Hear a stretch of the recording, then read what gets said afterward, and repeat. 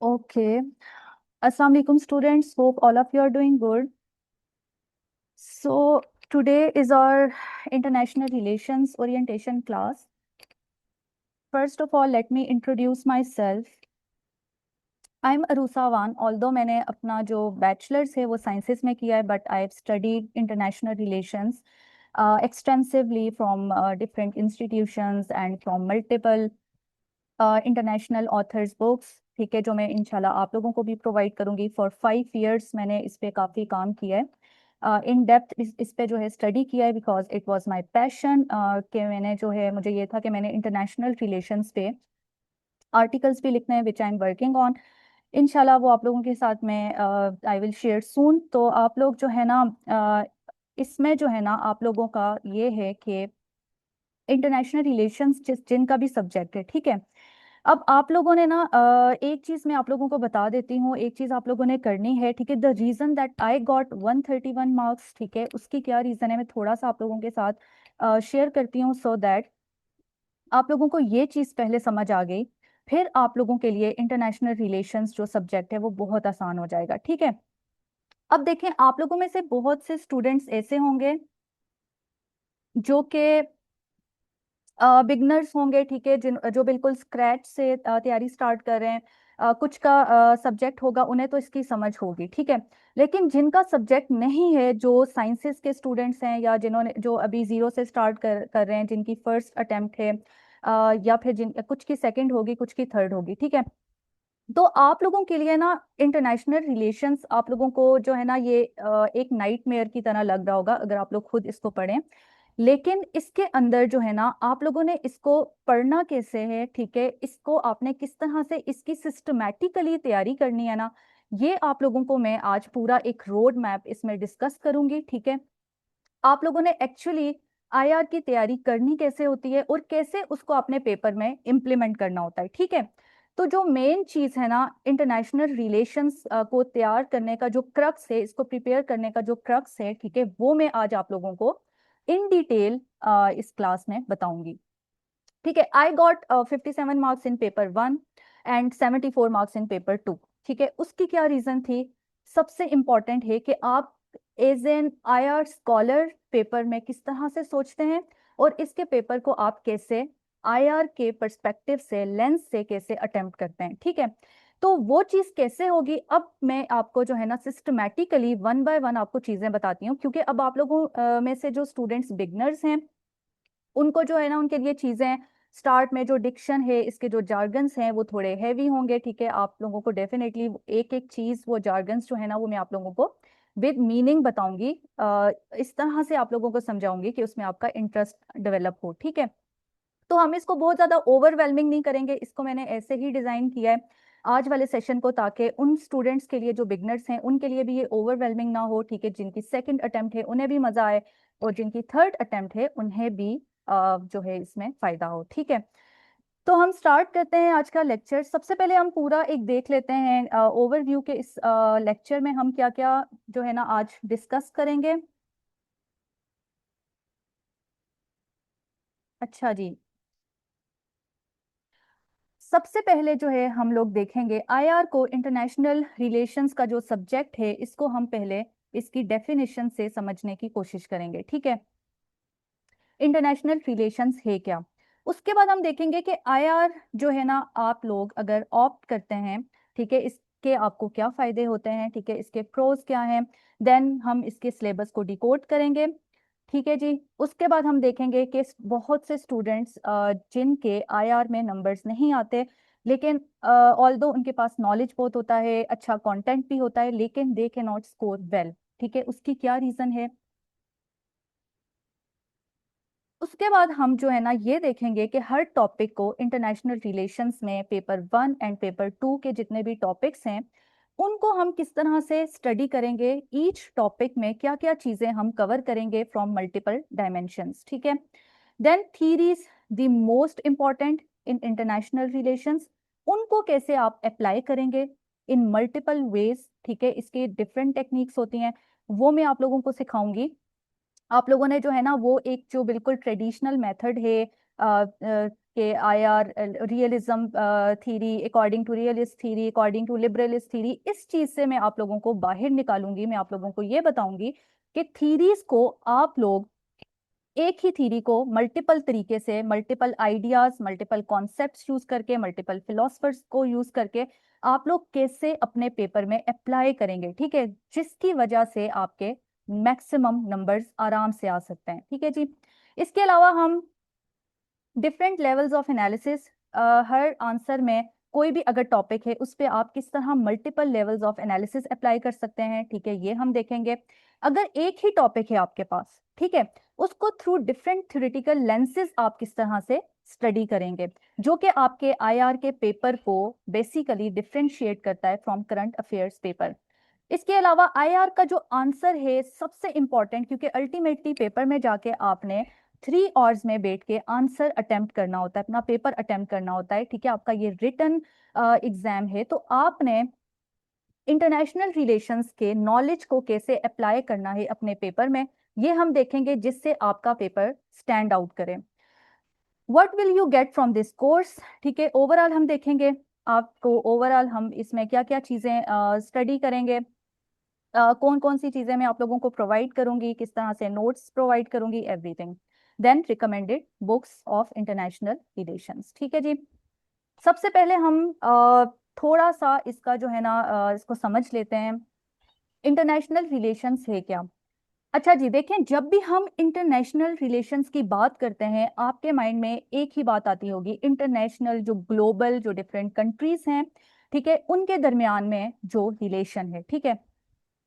अब ये जो रिलेशन है, ठीक है, अब इसके अंदर आप लोगों को ना मैं एक बहुत इंपॉर्टेंट बात सबसे पहले स्टूडेंट्स बताती हूँ, ठीक है। आप लोगों का ना जो इंटरनेशनल रिलेशंस का सब्जेक्ट है ये बहुत इंटरेस्टिंग सब्जेक्ट है, ठीक है, लेकिन ये डिपेंड करता है आप इसको किस तरह से स्टडी करते हैं, ठीक है। आप लोगों को इंशाल्लाह ये सब्जेक्ट जो है ना मैंने ऐसे पढ़ाना है that you will love it, आप लोगों को ना लिखते हुए पेपर बहुत मजा आएगा, ठीक है। तो अब आप लोगों ने ना जेनेरिक चीजों से, ट्रेडिशनल चीजों से बाहर निकलना है, कॉन्सेप्चुअली इसको समझना है। एक दफा आपको कॉन्सेप्ट समझ आ गई, आपको इसके अंदर जो आपका एनालिसिस है ना वो बिल्ड हो गया, ये स्किल अगर आप लोगों ने डेवलप कर ली ना, जो कि डेफिनेटली जब आप पूरा कोर्स सिस्टमैटिकली, जिस तरह से मैंने इसको डिजाइन किया, जब आप वो पढ़ेंगे, इन दी एंड डेफिनेटली ये एक प्रोसेस है, उस प्रोसेस के बाद ही वो स्किल आपके अंदर डेवलप होगी, ठीक है, देन आप उस स्किल को अपने पेपर में इनकॉर्पोरेट करेंगे, ठीक है। तो अब ये जो चीज है कि इंटरनेशनल रिलेशंस है क्या, देखें, ये रिलेशन तो है, लेकिन ये किस तरह का रिलेशन है, कंट्रीज के दरमियान में, ठीक है। तो अब ये रिलेशन जो है ये है इंटरेस्ट बेस्ड रिलेशंस, ठीक है। अब आप देखें, जो कंट्रीज हैं, जितने भी कंट्रीज हैं, वो इंटरेस्ट की बेस पे चलते हैं, जैसे कि लॉर्ड पामर स्टोन ने ये बात की है, ठीक है, ही सेड कि there are no permanent friends, no permanent friends और एनिमीज इन इंटरनेशनल रिलेशंस, ठीक है। Only permanent interests, only permanent interests. अच्छा जी, इसका क्या मतलब है। अब आप देखें, इन्होंने जो ये बात की है कि कोई आपको इंटरनेशनल रिलेशंस में, कोई भी दो कंट्रीज हैं उनके दरमियान में कोई इमोशनल रिलेशन नहीं होगा, कोई फ्रेंडशिप का रिलेशन भी नहीं है, ना कोई एनिमीज का रिलेशन है, ठीक है, कोई हॉस्टाइल रिलेशन नहीं है, बल्कि वो जो रिलेशन है वो किस बेस पे काम करते हैं, सिर्फ और सिर्फ नेशनल इंटरेस्ट्स की बेस पे, ठीक है। यानी कि जो चीज कांस्टेंट है, जो चीज परमानेंट है स्टेट्स के दरमियान में, वो क्या है, इंटरेस्ट्स, ठीक है। तो वो इंटरेस्ट्स क्या हैं, अब देखें, ये जो इंटरेस्ट्स है ना, ठीक है, अब ये सबसे इंपॉर्टेंट बात है, जब हम इंटरेस्ट्स की बात करते हैं, स्टेट्स के इंटरेस्ट्स की बात करते हैं, तो हम कहते हैं ये इंटरेस्ट इकोनॉमिक भी हो सकते हैं, ठीक है जी, पॉलिटिकल भी हो सकते हैं, कोई आपका हिस्टोरिकल इंटरेस्ट हो सकते हैं, आइडियोलॉजिकल इंटरेस्ट हो सकते हैं, आइडियोलॉजी की बेस पे हो सकते हैं, फिर आपके रिलीजियस इंटरेस्ट हो सकते हैं। तो बहुत से हम मल्टीपल टॉपिक्स में डिफरेंट डायमेंशंस हम देखेंगे, ठीक है, किस तरह से मल्टीपल इंटरेस्ट्स की बेस पे कंट्रीज जो हैं वो रिलेशन को इस्टेब्लिश करती हैं, ठीक है जी। इकोनॉमिक इंटरेस्ट जैसे हम देखते हैं, ठीक है, यूएस और चाइना राइवलरी जो चल रही है, ठीक है, इकोनॉमिक इंटरेस्ट। देन हम पॉलिटिकल इंटरेस्ट्स में भी देखेंगे, ठीक है, किस तरह से पॉलिटिकल इंटरेस्ट्स की बेस पे अलायंसेस बन रहे होते हैं। एंड मल्टीपल जो इसमें लेवल्स हैं, ठीक है, जो रिलेशंस के वो इस्टेब्लिश हो रहे होते हैं, ठीक है। हिस्ट्री की बेस पे कैसे बन रहे होते हैं, पाकिस्तान सबसे इसकी जो है ना एग्जाम्पल है, जिसको हम देखते हैं, ठीक है, हिस्ट्री एंड आइडियोलॉजी, ठीक है, रिलीजन की बेस पे। तो ये चीजें जो है ना हम हर टॉपिक में डिस्कस करेंगे जब हम पाकिस्तान का पर्सपेक्टिव स्टडी करेंगे अपने आर्ग्यूमेंट्स में। तो उसमें हम देखेंगे कैसे इंटरेस्ट की बेस पे जो स्टेट्स हैं वो रिलेशन को इस्टेब्लिश करती हैं। अच्छा जी, अब सेकंड सबसे इंपॉर्टेंट बात जो इंटरनेशनल रिलेशंस में है वो है इंटरेस्ट की बेस पे तो है, ठीक है। अब क्या ये सिर्फ रिलेशन जो है वो स्टेट्स के दरमियान में है, ठीक है, जिनको हम actors in international relation, states को हम एक्टर्स भी कहते हैं, जो आपको मैं आईआर के जार्गन्स पढ़ाऊंगी, ठीक है, उसमें हम देखेंगे। जब आप आईआर के जार्गन्स को यूज करेंगे तो आपने कभी भी कंट्री का वर्ड आपने यूज नहीं करना, ठीक है। आप यूज करें या तो स्टेट का वर्ड आप यूज करें या आप एक्टर वर्ड यूज करें, ठीक है। तो ये डेफिनेटली हर जो टॉपिक हम पढ़ेंगे उसमें हम इसको स्टडी करेंगे, सारे जार्गन्स, और उनको कैसे अप्लाई करना है वो मैं आपको साथ साथ बताती रहूंगी, ठीक है जी। अच्छा, अब अगर हम ये बात करें रिलेशंस की, तो ये जो एक्टर्स हैं, जो स्टेट्स हैं, क्या ये इन्हीं के दरमियान में रिलेशन है? नहीं, ठीक है। देखें, जितने भी जो ग्लोबल एक्टर्स हैं, जो डिफरेंट स्टेट्स हैं, ग्लोबल एक्टर्स की जब हम बात करते हैं, इसमें अब आपके पास स्टेट एक्टर्स भी आ जाते हैं, जिसमें हम डिफरेंट जो नेशंस हैं उनकी हम बात करेंगे, ठीक है। For example Pakistan India, Pakistan Afghanistan, Pakistan के नेबर कंट्रीज के साथ, पाकिस्तान के यूएसए के साथ। तो ये सारे क्या हैं? These are state actors, significant global actors, ठीक है। अब इसके अंदर नॉन स्टेट एक्टर्स भी आपके आ जाते हैं, नॉन स्टेट एक्टर्स। अब नॉन स्टेट एक्टर्स का क्या मतलब है? देखें, जब हम जो है ना ग्लोबल पॉलिटिक्स को स्टडी करेंगे, ठीक है, उसमें हम जब डिफरेंट ऑर्गेनाइजेशंस को स्टडी करेंगे और मल्टीपल लेवल पे इकोनॉमिक लेवल पे जब हम रिलेशन को स्टडी करेंगे तो हम ये देखेंगे, अब नॉन स्टेट एक्टर में आपकी नेशनल गवर्नमेंटल ऑर्गेनाइजेशंस भी आ जाती हैं, जो कि गवर्नमेंट के लेवल पे काम करती हैं। नॉन स्टेट एक्टर्स का ये मतलब है जो कि गवर्नमेंट उनको कंट्रोल नहीं कर रही होती, ठीक है, या तो वो इंडिपेंडेंटली काम कर रही होती हैं, डिफरेंट अलायंसेस के थ्रू ये काम कर रही होती हैं, ठीक है, जो नॉन स्टेट एक्टर्स हैं, या फिर ये इंटरनेशनल नॉन गवर्नमेंटल ऑर्गेनाइजेशंस हैं, जैसे आप देखें जो आपकी ह्यूमन राइट्स ऑर्गेनाइजेशंस हैं, ठीक है, या आपकी international non governmental organize, Amnesty International आप देख लें। देन आपके पास ग्रीन पीस जो कि एनवायरनमेंट पे काम करती है, एमनेस्टी इंटरनेशनल जो कि ह्यूमन राइट्स पे काम करती है। डेफिनेटली हम इन डिटेल अपने टॉपिक्स में स्टडी करेंगे, ठीक है। इसके अलावा आपके पास इसमें मल्टीनेशनल कंपनीज आ जाती है, एमएनसीज, ठीक है, एमएनसीज आपके पास आ जाती है, मल्टीनेशनल कॉर्पोरेशंस। इसमें अब आपके पास जैसे एप्पल है, टोयोटा है, ठीक है, आपके पास जो है ना मैकडोनल्ड्स है, ठीक है। अब इसके अंदर भी बहुत सारी एम्पल ऑफ एग्जांपल्स आपके पास आ जाएंगी, ठीक है।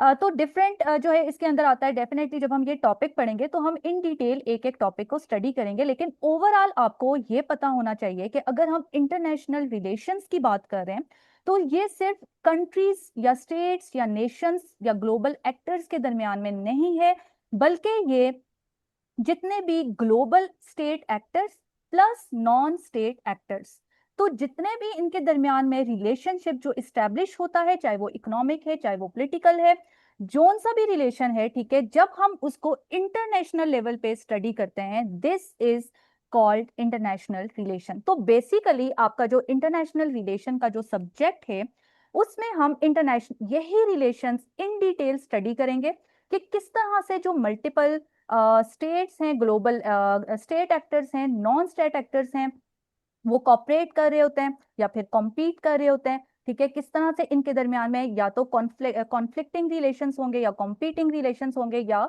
कॉपरेटिव रिलेशंस होंगे, जो हम इन डिटेल अपने हर टॉपिक में स्टडी करेंगे। ठीक है जी, तो ये जो है ना इंटरनेशनल रिलेशंस का क्रक्स है, जिसमें आप पूरे इंटरनेशनल रिलेशंस में हम हर टॉपिक के अंदर यही सारी डायमेंशंस का इन डेप्थ एनालिसिस करेंगे कि ये जो सारे कंट्रीज हैं ये किस तरह से आपस में इनका रिलेशन इस्टेब्लिश होता है। ठीक है, तो इंटरनेशनल रिलेशंस की अगर हम बात करें, इसमें यानी कि हम सिर्फ सिंपली जो है ना टॉपिक्स को डिस्क्रिप्टिव स्टडी नहीं करेंगे कि हमने वर्ड्स को पढ़ लिया एक क्रैम्ड नॉलेज की तरह, ऐसे नहीं होगा। ठीक है, जब आप पेपर्स भी उठा के देखते हैं, आपका पेपर बहुत एनालिटिकल होता है, वो आपको तभी समझ आएगी जब आपके कॉन्सेप्ट्स क्लियर होंगे, जब आपको एक different school of thoughts and theoretical lens से आपको टॉपिक को देखना आ जाएगा, जब आपको ये समझ आ जाएगी कि आपने उनके पर्सपेक्टिव से किस तरह से आईआर का पेपर या डिफरेंट टॉपिक्स को आपने एनालाइज करना है। ठीक है, डिप्लोमेसी है, फॉरेन पॉलिसी है। अब आप देखें, अब इसमें हम डिफरेंट जो है ना state and non state actors के दरमियान में रिलेशन को स्टडी करेंगे, इंटरनेशनल ऑर्गेनाइजेशंस जो कि नॉन स्टेट एक्टर है, देन ग्लोबल इवेंट्स हम पढ़ेंगे। ठीक है, जो जिसमें हम देखेंगे कि किस तरह से हमने इसके पर्सपेक्टिव से, आईआर के पर्सपेक्टिव से उसको स्टडी करना है। तो अब इसमें जो है ना हमने जो है एक डिस्क्रिप्टिव नॉलेज से बाहर निकल के हमने क्या स्टडी करना है कि अगर पावर है, ठीक है, जो कि मेन जो स्टेट्स का जो main determinant of national interest है, दैट इज पावर। पावर का क्या मतलब है कि अपनी हर स्टेट अपनी पावर को मेंटेन करने की कोशिश करती है, which is also called in IR status को। ठीक है, अगर हम पावर की बात करें तो स्टेटस को हर कंट्री का मोटिव क्या होता है, उसका नेशनल इंटरेस्ट क्या होता है, अपनी पावर को मेंटेन रखना, स्टेटस को मेंटेन रखना। अब स्टेटस को में अगर हम देखें तो इस टाइम जो यूएस जो है, हम कहते हैं यूएस इस्टेब्लिश्ड पावर अभी किसकी है, यूएसए की। राइजिंग या रिविजनिस्ट पावर जो है वो कौन है, रिविजनिस्ट पावर, जिसमें हम मल्टीपोलर वर्ल्ड ऑर्डर में ये डिटेल में स्टडी करेंगे। रिविजनिस्ट पावर जो है वो कौन सी है, चाइना, इसमें रशिया भी आ जाता है, इसमें अभी इंडिया भी आ जाता है। ठीक है, तो इसमें मल्टीपल हम ये चीजें मल्टीपोलर जो हमारा टॉपिक है वो हम देखेंगे। यूनिपोलर में किस तरह से ये पूरा हम जो है ना पेपर 2 में ये टॉपिक्स जब हम डिस्कस करेंगे तो उसमें ये इन डिटेल हम स्टडी करेंगे। ठीक है, तो पावर जैसे कि आपको पता है कि जो इसमें आपके जो स्कॉलर हैं, आईआर स्कॉलर हैंस मॉर्गेंथो, ठीक है, उन्होंने अपनी बुक पॉलिटिक्स अमंग नेशन में भी ये कहा है कि इंटरनेशनल रिलेशंस में जो जितनी भी स्ट्रगल है, ठीक है, वो सिर्फ और सिर्फ पावर की स्ट्रगल है। तो सारी जो स्ट्रगल है वो यही स्ट्रगल है, जो भी हो रहा है आपकी, चाहे वॉर्स हो रही हैं, जो भी आपके न्यू डेवलपमेंट्स हो रही हैं कंट्रीज के दरमियान में, सो बेसिकली उसके पीछे मोटिव क्या होता है, अपने स्टेटस को अपनी पावर को मेंटेन रखना। इंटरेस्ट्स होते हैं, ठीक है, हम ये देखेंगे कि मेन चीज क्या है, इंटरेस्ट्स। अब इसमें भी हम देखेंगे स्टेट्स के जो है ना मल्टीपल इंटरेस्ट्स होते हैं, तो मेन स्टेट्स का, कुछ स्टेट्स के कन्वर्जिंग इंटरेस्ट्स होते हैं। ठीक है, किस तरह कन्वर्जिंग इंटरेस्ट्स की बेस पे स्टेट में रिलेशंस एस्टेब्लिश होता है। कन्वर्जिंग मतलब कि आपके कॉमन इंटरेस्ट्स हैं, कॉमन गोल्स हैं, या फिर आपके डाइवर्जिंग इंटरेस्ट्स होंगे। ठीक है, तो ये भी हम मल्टीपल इसमें जो है ना स्टडी करेंगे कि कैसे इंटरेस्ट की बेस पे इंटरनेशनल रिलेशंस इस्टेब्लिश होते हैं। देन सिक्योरिटी, मेन जो आपकी जो स्टेट्स हैं उनका जो मेन पर्पस होता है वो होता है सिक्योरिटी एंड सर्वाइवल। ठीक है जी, जैसे कि पाकिस्तान में हम देखते हैं जो कि शेप देता है आपकी फॉरेन पॉलिसी को।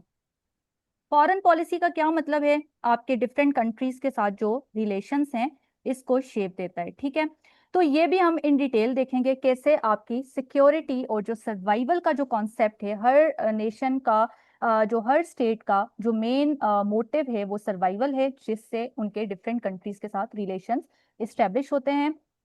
चाहे वो जो है वो रिलेशंस जो हैं वो चाहे कंपीटिंग रिलेशन हो, ठीक है, चाहे कोऑपरेटिव रिलेशन हो, जो भी जो उनसे भी रिलेशंस हैं वो हम मल्टीपल टॉपिक्स में जो भी रिलेशन है उसकी बेस पे हम इनको डिफरेंट कॉन्सेप्ट्स को स्टडी करेंगे। देन स्ट्रेटेजी क्या होती है, डिफरेंट स्ट्रेटेजीज इंटरनेशनल रिलेशंस में स्टेट्स यूज करती हैं। अब अगर हम कन्वर्जिंग इंटरेस्ट्स की बात करें, अगर तो इंटरेस्ट्स कॉमन है तो स्ट्रेटेजी क्या क्या होगी, अलायंस बन जाएंगे। ठीक है, अलायंसेस बन जाएंगे, बहुत से अलायंसेस हम इसमें डिटेल में स्टडी करेंगे, जैसे क्वाड है, ऑकस है। ठीक है, मल्टीपल इसमें आ जाएंगे जो हम इन डिटेल स्टडी करेंगे। लेकिन अगर आपकी जो है वो डाइवर्जिंग इंटरेस्ट्स हैं तो क्या होगा, कोई भी कंट्री आपके ऊपर सैंक्शंस लगा देगा। ठीक है, हमने देखा यूएसए रशिया, ठीक है, कैसे यूएसए ने रशिया पे सैंक्शंस लगाए क्योंकि डाइवर्जिंग इंटरेस्ट्स हैं।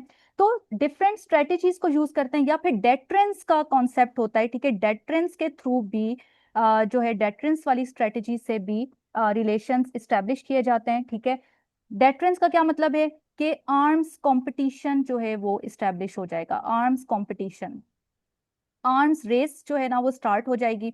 जितने भी कंट्रीज हैं वो अपनी मिलिट्री मॉडर्नाइजेशन करना स्टार्ट कर देंगे, जो कि अभी हम देख रहे भी हैं। ठीक है, किस तरह से मिलिट्री मॉडर्नाइजेशन हो रही है। कॉपरेशन में क्या होगा कि आपका अगर तो कंट्रीज के आपस में कलेक्टिव गोल्स हैं, ठीक है, कलेक्टिव गोल्स यानी कि अगर फॉर एग्जांपल जैसे क्लाइमेट एग्रीमेंट्स हैं, आपके जो है ना कॉमन शेयर्ड गोल्स हैं, कॉमन प्रॉब्लम्स हैं, उस पे जो है ना अगर आपके वो अलाइन कर रहे हैं तो कंट्रीज क्या करेंगे, कॉपरेट करेंगे। तो इस तरह से हमने हर टॉपिक को, उसके पीछे कॉन्सेप्ट क्या है, उसके पीछे आइडियोलॉजी क्या है, उसकी बेस पे हमने हर चीज को, अपने आर्ग्यूमेंट्स जो है ना इस्टेब्लिश करने, अपने आर्ग्यूमेंट्स बिल्ड करने, और उसकी बेस पे हमने हर टॉपिक को स्टडी करना है। ठीक है, तो इस तरह से हम अपना इंटरनेशनल रिलेशन का जो सब्जेक्ट है, हर टॉपिक को हम इस तरह से लेके चलेंगे। अब आप देखें, सबसे इंपॉर्टेंट बात यह है कि सेंट्रल क्वेश्चन हमारे हर टॉपिक में ये होगा, why do states behave the way they do. कोई भी स्टेट है वो जिस तरह से बिहेव कर रही है, फॉर एग्जाम्पल अगर यूएसए ईरान पे अटैक्स कर रहा है तो ये क्यों हो रहा है, ठीक है, इसके बिहाइंड क्या रीजन है। तो वो जो है ना, इसको जो है ना, ये एक ही अगर टॉपिक है उसको हम मल्टीपल थ्योरेटिकल लेंसेज से स्टडी करेंगे। हम देखेंगे कि रियलिस्ट्स इसके बारे में क्या कहते हैं। ठीक है, कि अगर कोई स्टेट इस तरह से, अगर यूएसए ईरान पे अटैक्स कर रहा है तो क्या रीजन है, अपनी हेजमनी को मेंटेन करने के लिए। ठीक है, in middle east. Now what is hegemony, अपनी पावर डोमिनेशन को मेंटेन करने के लिए। ठीक है, तो ये चीज हम इन डिटेल देखेंगे, हर टॉपिक में हम डिफरेंट थ्योरेटिकल लेंसेज से हर टॉपिक को स्टडी करेंगे।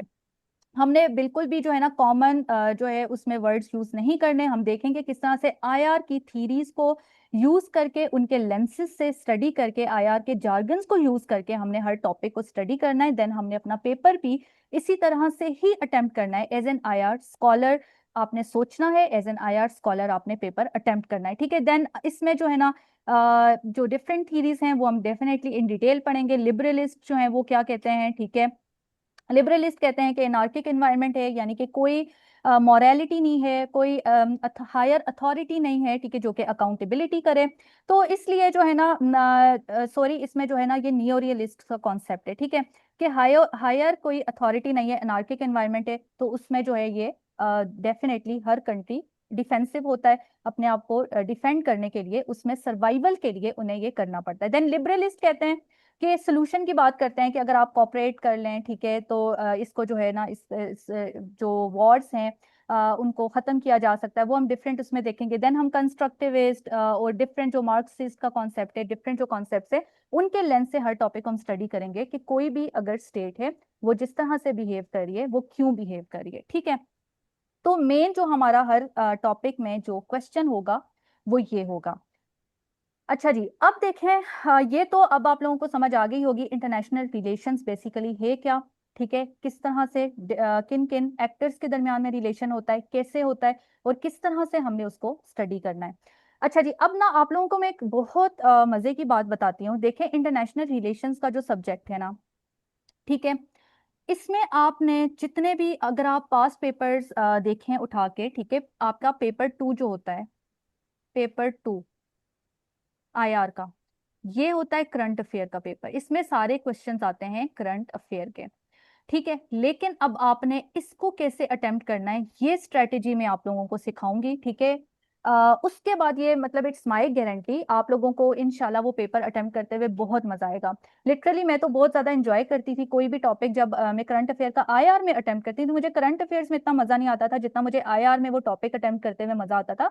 क्योंकि जब आप लोग सीख जाएंगे ना थीरीज को, ठीक है, जब आप लोगों को थीरीज की समझ आ जाएगी, जब आप उनके उनकी आइडियाज की समझ आ जाएगी, कॉन्सेप्ट्स की समझ आ जाएगी, उसके बाद आप लोगों की ये फिंगर टिप्स पे चीजें होंगी, और आप लोग जब उसको अप्लाई करेंगे ना तो फिर आप लोग उसको बहुत ज्यादा, आपको मजा भी आएगा वो एनालिसिस करते हुए। ठीक है, तो वो चीजें जो है ना डेफिनेटली हम लोग एक स्ट्रक्चर्ड वे में जब चलेंगे चीजें, वो आप लोगों की विद टाइम बिल्ड होंगी।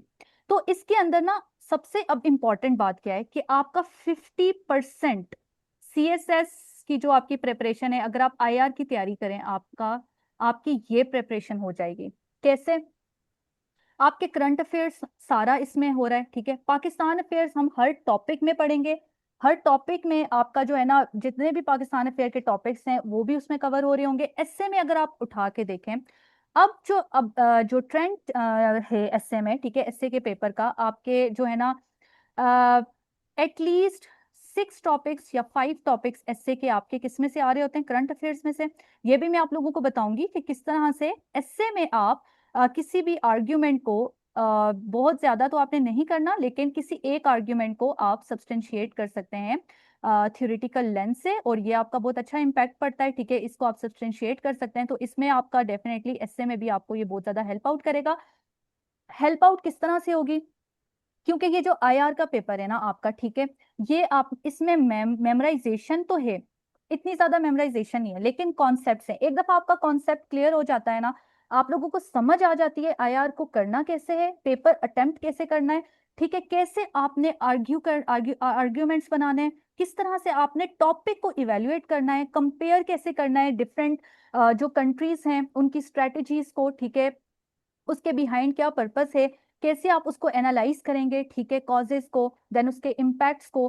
तो आपको जब ये चीजें सब्सटेंशिएट करना आ जाएंगी ना, तो ट्रस्ट मी आप लोगों का जो एनालिसिस है वो इतना अच्छा बिल्ड हो जाएगा कि आप लोग आराम से करंट अफेयर का पेपर भी अटेम्प्ट करेंगे, पाकिस्तान अफेयर का भी, एसए का भी, क्योंकि आप लोगों को क्योंकि आपका पूरा जो सीएसएस है, दिस इज एनालिसिस, ठीक है, नॉलेज तो है, लेकिन जब तक आपकी एनालिटिकल स्किल डेवलप नहीं होगी, आप लोग पास तो कर सकते हैं लेकिन मैक्सिमम मार्क्स आप ग्रैब नहीं कर सकते इन सब्जेक्ट्स में। तो ये जो है ना आप लोगों का बहुत ज्यादा ओवरलैप कर रहा होता है आपकी प्रेपरेशन के साथ। तो एक दफा आईआर का सब्जेक्ट आपका तैयार हो जाता है, तो ये आप लोगों को डेफिनेटली बाकी सब्जेक्ट्स में हेल्प आउट करेगा, ठीक है।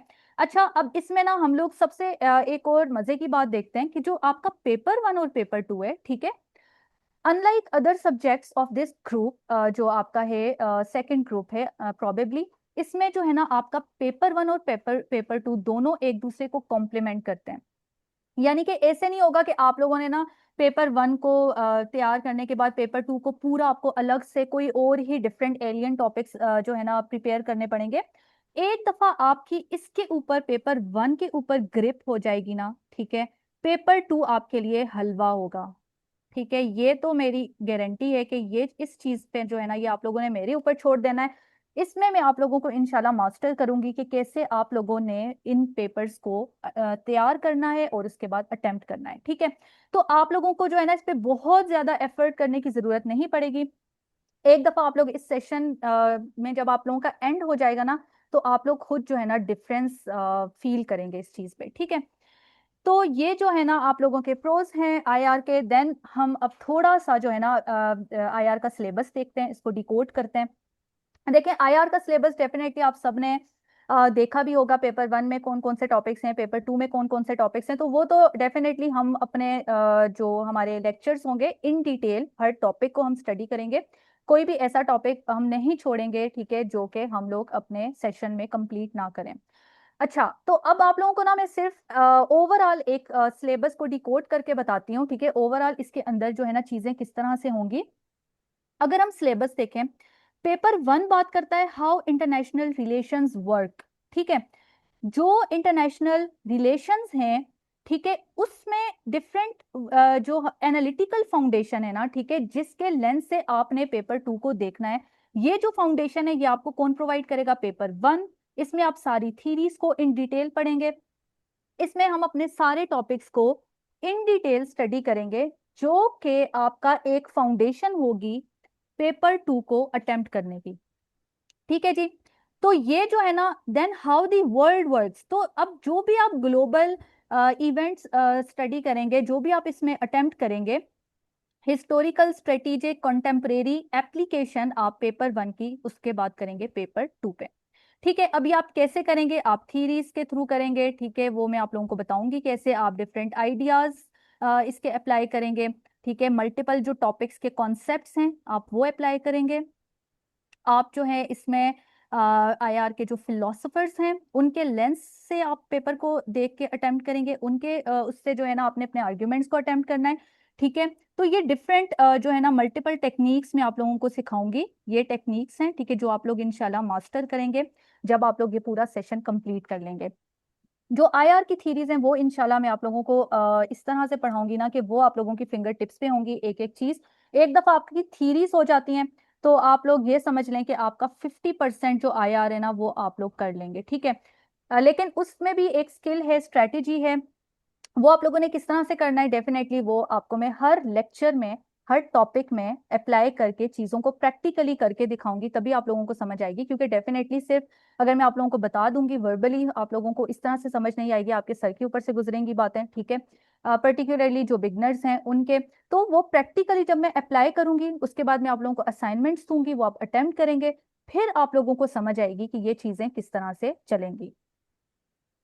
अच्छा जी, अब देखें नेक्स्ट, अगर हम देखें ये जो चीज हमने देखी है कि पेपर 1 क्या है, theoretical and analytical foundation, paper 2 क्या है, आपने उसी को अप्लाई करना है पेपर 2 पे, कैसे। अब हम एग्जाम्पल देखते हैं। देखें, पेपर 1 में एक टॉपिक है बैलेंस ऑफ पावर, ठीक है जी, एक सेकंड रुकिएगा।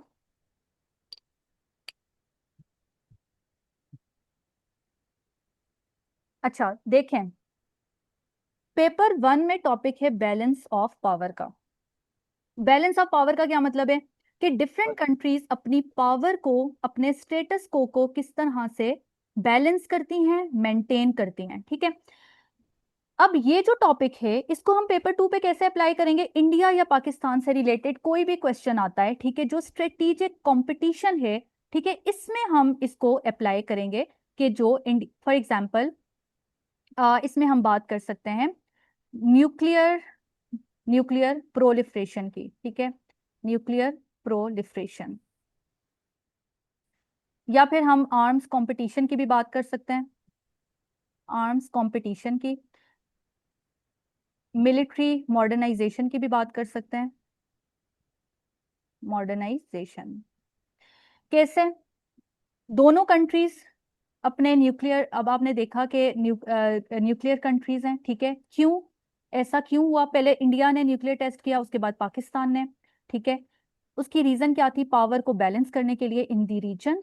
देन आर्म्स कंपटीशन है, दोनों मिलिट्री को मॉडर्नाइज कर रहे हैं, आर्म्स रेस चल रही है, सिर्फ इसलिए कि to counter threat from another country, ठीक है। तो ये सारा जो है ना एक तरह जिसको हम कहते हैं ना म्यूचुअली अश्योर्ड डिस्ट्रक्शन का कॉन्सेप्ट है, कि दोनों कंट्रीज को पता है कि अगर एक कंट्री अटैक करेगा दूसरे कंट्री के ऊपर तो इसको पता है कि अगले कंट्री के, इस कंट्री के पास भी वो वाला वेपन मौजूद है, ये भी जो है ना रिटेलिएट करेगा, तो दोनों की क्या होगी, अश्योर्ड डिस्ट्रक्शन होगी।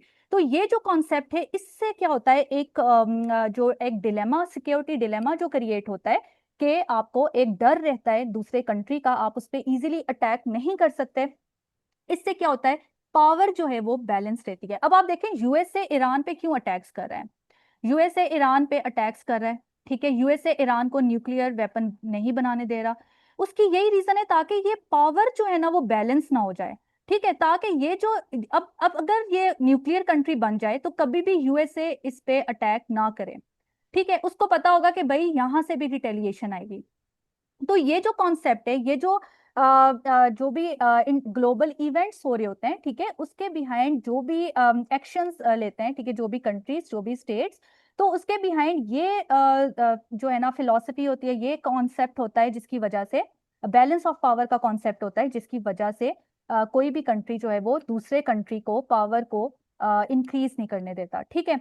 तो ये एक कॉन्सेप्ट है। इसी तरह हम पेपर 1 में एक कॉन्सेप्ट पढ़ेंगे डेटरेंस का, ठीक है। डेटरेंस का क्या मतलब है कि आप ना अगले कंट्री को एक डर, एक प्रिजनर्स डायलेमा क्रिएट हो जाता है, ठीक है। ये जो डिलेमा क्रिएट हो रहा है जैसे इंडिया और पाकिस्तान के दरमियान में, कि अगर आप अटैक करोगे तो अगला कंट्री भी उसमें क्या करेगा, रिटेलिएट करेगा। अब इसको पता है ये ईरान रिटेलिएट नहीं कर सकता तो ये अटैक्स कर रहा है, ये अपनी मर्जी कर रहा है, लेकिन इंडिया पाकिस्तान पे अपनी मर्जी नहीं कर सकता, पाकिस्तान इंडिया के साथ नहीं कर सकता, ठीक है, क्योंकि वहां पे एक डिलेमा है, एक सिक्योरिटी डिलेमा है, एक डेटरेंस है, ठीक है। तो ये जो डेटरेंस है, ये जो रिस्ट्रेंट का कॉन्सेप्ट है, ये हम पेपर 2 में कैसे अटेम्प्ट करेंगे, इंडिया पाकिस्तान न्यूक्लियर डॉक्ट्रिन्स, ठीक है।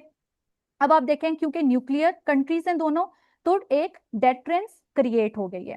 तो इस तरह से हम इसके कॉन्सेप्ट को इसके टॉपिक में जब अटेम्प्ट करेंगे, जब हम डिफरेंट आर्ग्यूमेंट्स बनाएंगे, उनमें हम इन्हीं के कॉन्सेप्ट्स को, इन टॉपिक्स के कॉन्सेप्ट को अप्लाई करेंगे। डेफिनेटली जब हम ये कॉन्सेप्ट्स डिटेल में पढ़ेंगे तो तब ही आप लोगों को समझ आएगी कि कैसे करना है और कैसे आप इसको पेपर 2 में जो कंटेम्परेरी टॉपिक्स हैं उन पे आप अप्लाई कर सकते हैं, ठीक है। देन हम पेपर 1 में एक टॉपिक पढ़ेंगे इंटरनेशनल पॉलिटिकल इकोनॉमी का, ठीक है।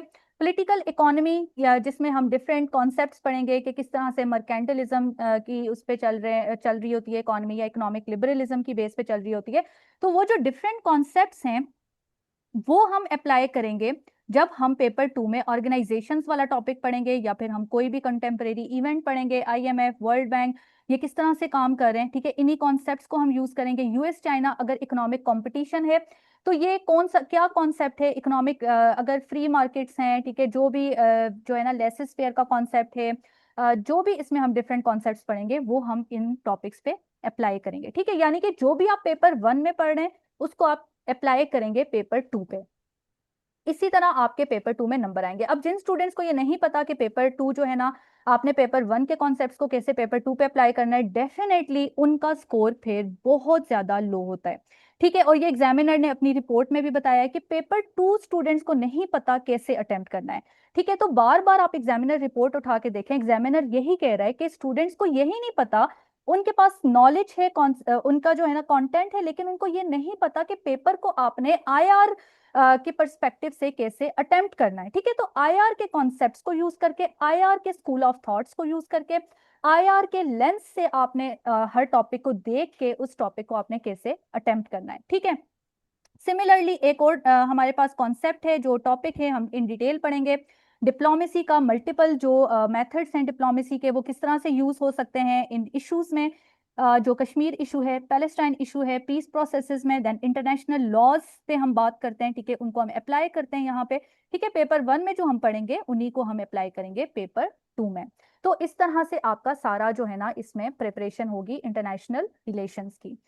अच्छा जी, अब हम थोड़ा सा ओवरव्यू आप लोगों को मैं बता देती हूँ सिलेबस में कौन कौन से टॉपिक्स हैं, ठीक है। इसमें ये तो डेफिनेटली हम हर टॉपिक को इन डिटेल अपने लेक्चर्स में कवर करेंगे, ठीक है। आप लोग देख लें सिर्फ पेपर 1 का क्या सिलेबस है, इंट्रोडक्शन में आप जो है ना सारा हम इंटरनेशनल रिलेशंस की का क्या स्कोप है, ठीक है, इंटरनेशनल सिस्टम में जो सोसाइटी है वो किस तरह से इस्टेब्लिश हुई है, देन जो भी अभी करंट इंटरनेशनल जो सिस्टम है, ग्लोबलाइजेशन का जो कॉन्सेप्ट है ये किस तरह से इस्टेब्लिश हुआ है, सॉवरेनिटी का जो कॉन्सेप्ट है, हर स्टेट एक सॉवरन है, एक नेशन स्टेट सिस्टम का जो कॉन्सेप्ट है ये किस तरह डेवलप हुआ है, ये हम डेफिनेटली सारा हिस्टोरिकल इवेंट्स इसमें हम कवर करेंगे। देन थीरीज तो इन डिटेल एक एक थीरी में आप लोगों को पढ़ाऊंगी, लेकिन थीरीज हम बिल्कुल भी जो है ना उस तरह से नहीं पढ़ेंगे कि बिल्कुल आप लोग जेनेरिक, आप लोगों की ट्रेडिशनल जो मेथड्स जो यूज हो रहे होते हैं, बिल्कुल भी नहीं। आप लोग ट्रेडिशनल मेथड से अप्लाई करेंगे, आप लोगों के कभी भी नंबर्स नहीं आएंगे, ठीक है। मैंने अपने जो है ना एक अटेम्प्ट में ये भी अप्लाई करके देखा है, सो मैं आपको लोगों को अपने एक्सपीरियंस से चीजें बता रही हूँ। तो ये आप लोगों के जो है ना बिल्कुल भी ये वर्क नहीं करेगा। अगर आप लोग सिंपली बात करते हैं कि according to realist perspective, according to liberalist perspective, ठीक है, बिल्कुल ओल्ड आउटडेटेड मेथड नहीं हमने यूज करना। हम देखेंगे कि हमने इसके अंदर भी डिफरेंट चीजों को, डिफरेंट कॉन्सेप्ट्स को, डिफरेंट आइडियाज को, डिफरेंट फिलोसफर्स को, डिफरेंट थिंक टैंक्स को, उनके कॉन्सेप्ट्स को यूज करना है अपने हर आंसर में मल्टीपल तरीके से। और हर पेपर में हर क्वेश्चन के अंदर हमने डिफरेंट जो है ना मेथड को यूज करना है, ताकि हमारा पूरा एक आईआर का जो पेपर है उसमें मोनोटनी ना हो, ठीक है, बल्कि एग्जामिनर को देख के ही पता चले कि ये एक लर्नेड स्टूडेंट का पेपर है, ठीक है। अब आप देखें, अगर मेरे 74 नंबर पेपर 2 में आए, ठीक है, पेपर 2 कौन सा पेपर था, सारे करंट अफेयर के टॉपिक्स थे, तो how I got these numbers, ठीक है। 74 बहुत अच्छे नंबर्स हैं, और आईआर पेपर 2 में तो बिल्कुल भी नहीं आता है, ये हाईएस्ट स्कोर है पेपर 2 का।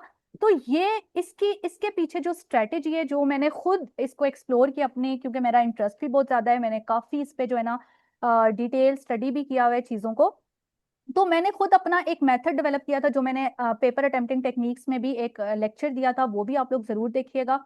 ठीक है, वो यूट्यूब पे अपलोडेड है, आप लोग वहां पे जाके देख सकते हैं। इन डिटेल मैंने अपना पेपर खोल के पेपर 1 पेपर 2 विद एग्जांपल आप लोगों को इन डिटेल बताया था कि किस तरह से मैं पेपर अटेम्प्ट करती थी, जिसकी वजह से ये मेरे नंबर्स आए। ठीक है, तो ये जो स्किल है ना, ये मैं आप लोगों को इंशाल्लाह सिखाऊंगी, आप लोगों को इस पे काम करना मैं सिखाऊंगी। फिर आप लोग जो है ना, आप लोगों को बहुत मजा आएगा पेपर अटेम्प्ट करते में इंशाल्लाह। अच्छा, अब जो है ना, उसके बाद हमारे पास ये इंटरनेशनल पॉलिटिकल इकोनॉमी में हम मल्टीपल कॉन्सेप्ट्स पढ़ेंगे। देन स्ट्रेटेजिक अप्रोच में हम मल्टीपल डेटरेंस का कॉन्सेप्ट, स्ट्रेटेजिक कल्चर क्या है। देन पॉलिटिकल इकोनॉमी में इकोनॉमी ट्रेड, जिसमें मल्टीपल थीरीज हम पढ़ेंगे। ठीक है जी। इसके बाद आपके पास इंटरनेशनल पॉलिटिकल कम्युनिटी आ जाती है। नेशनलिज्म का क्या कॉन्सेप्ट है, इंटरनेशनलिज्म, ग्लोबलाइजेशन का क्या कॉन्सेप्ट है। देन अप्रोचेस टू पीस हम कौन से यूज कर सकते हैं, diplomacy, international law, arms control. ठीक है, ये तो डेफिनेटली अब हम अपनी सारी ऑर्गेनाइजेशंस को भी डिटेल में कवर करेंगे। तो ये पूरा सिलेबस एक एक चीज में आप लोगों की इंशाल्लाह आप लोगों को इस तरह पढ़ाऊंगी कि ये आप लोगों के फिंगर टिप्स पे होंगे। ठीक है, इनके कॉन्सेप्ट्स, इनको कैसे आप लोगों ने स्टडी करना है, आपका जो क्वालिटी कंटेंट है, डिफरेंट मल्टीपल बुक्स है, वो मैं आप लोगों के मैंने लेक्चर्स प्रिपेयर किए हैं। तो वो आप लोगों को इंशाल्लाह कहीं इधर उधर से रिसर्च करने की जरूरत नहीं पड़ेगी। अगर आप लोग उन्हीं लेक्चर्स को अच्छे से समझ लेंगे, उसके बाद आप अच्छे से उनको प्रिपेयर कर लेंगे, आप उसके बाद उसको अप्लाई करेंगे पेपर में, और वो आप लोग इवेलुएट करवा लेंगे मुझसे। ट्रस्ट मी, आप लोग सब जो है ना हाईएस्ट स्कोरर होंगे आईआर में। ठीक है, तो ये चीज जो है ना इंशाल्लाह ये इंश्योर करना मेरी रिस्पॉन्सिबिलिटी है। देन पेपर 2 में हम जो है वो देखेंगे। अब इसमें मैं आप लोगों के साथ एनालिसिस भी शेयर करूंगी। ठीक है, आप लोगों का हर टॉपिक में हम जब पास पेपर का क्वेश्चन उठाएंगे, वो मैं आप लोगों को अटेम्प्ट करके बताऊंगी हर क्लास में। तो वो भी चीज आप लोगों को मैं बताऊंगी कि मोस्ट इंपॉर्टेंट टॉपिक्स डेफिनेटली कौन से हैं, देन लीस्ट इंपॉर्टेंट कौन से हैं, तो किस तरह से आपने इसको करना है। जैसे अगर हम ये इंटर वॉर पीरियड देखें और ये वॉर्स का, इसमें किस तरह से क्वेश्चंस जो हैं वो नहीं आ रहे, कब तक क्वेश्चंस आए हैं। ठीक है, किस ईयर तक, 2014 तक। उसके बाद जो है इसका क्या जो है अगर हम देखें रेशो क्या है इसके आने की। ठीक है, तो उसके अकॉर्डिंग डेफिनेटली हम इन चीजों को देखेंगे। क्योंकि पेपर 2 में अब आप अगर उठा के देखें पेपर, क्वेश्चन सारे क्या आ रहे हैं, करंट अफेयर्स के। ठीक है, लेकिन डेफिनेटली हम ये जो सारा सिलेबस है वॉर्स का, पोस्ट कोल्ड वॉर, ये हम सिस्टमेटिकली पढ़ेंगे, ताकि आप लोगों का कॉन्सेप्ट डेवलप हो, आपको चीजों की समझ आए कि जो भी अभी हो रहा है। ठीक है, करंट कंटेम्प्रेरी डेवलपमेंट्स आपको तभी समझ आएंगी जब आप ये सब चीजें समझेंगे। ठीक है, हिस्ट्री आपको समझ आ जाएगी, फिर आपके लिए अभी जो इवेंट्स हैं वो समझना आपके लिए बहुत आसान हो जाएगा। ठीक है, फिर हम फॉरेन पॉलिसी डिफरेंट कंट्रीज की देखेंगे किस तरह से, South Asian region, then weapons of mass destruction. ठीक है, इसमें हम सारे टॉपिक्स देखेंगे। उसके बाद आपके पास आ जाते हैं कंटेम्प्रेरी इश्यूज, जिसके अंदर आपके जो है वो सारे जितने भी करंट अफेयर के टॉपिक्स हैं वो आ जाते हैं। ठीक है, अच्छा, एक सेकंड रुकिएगा।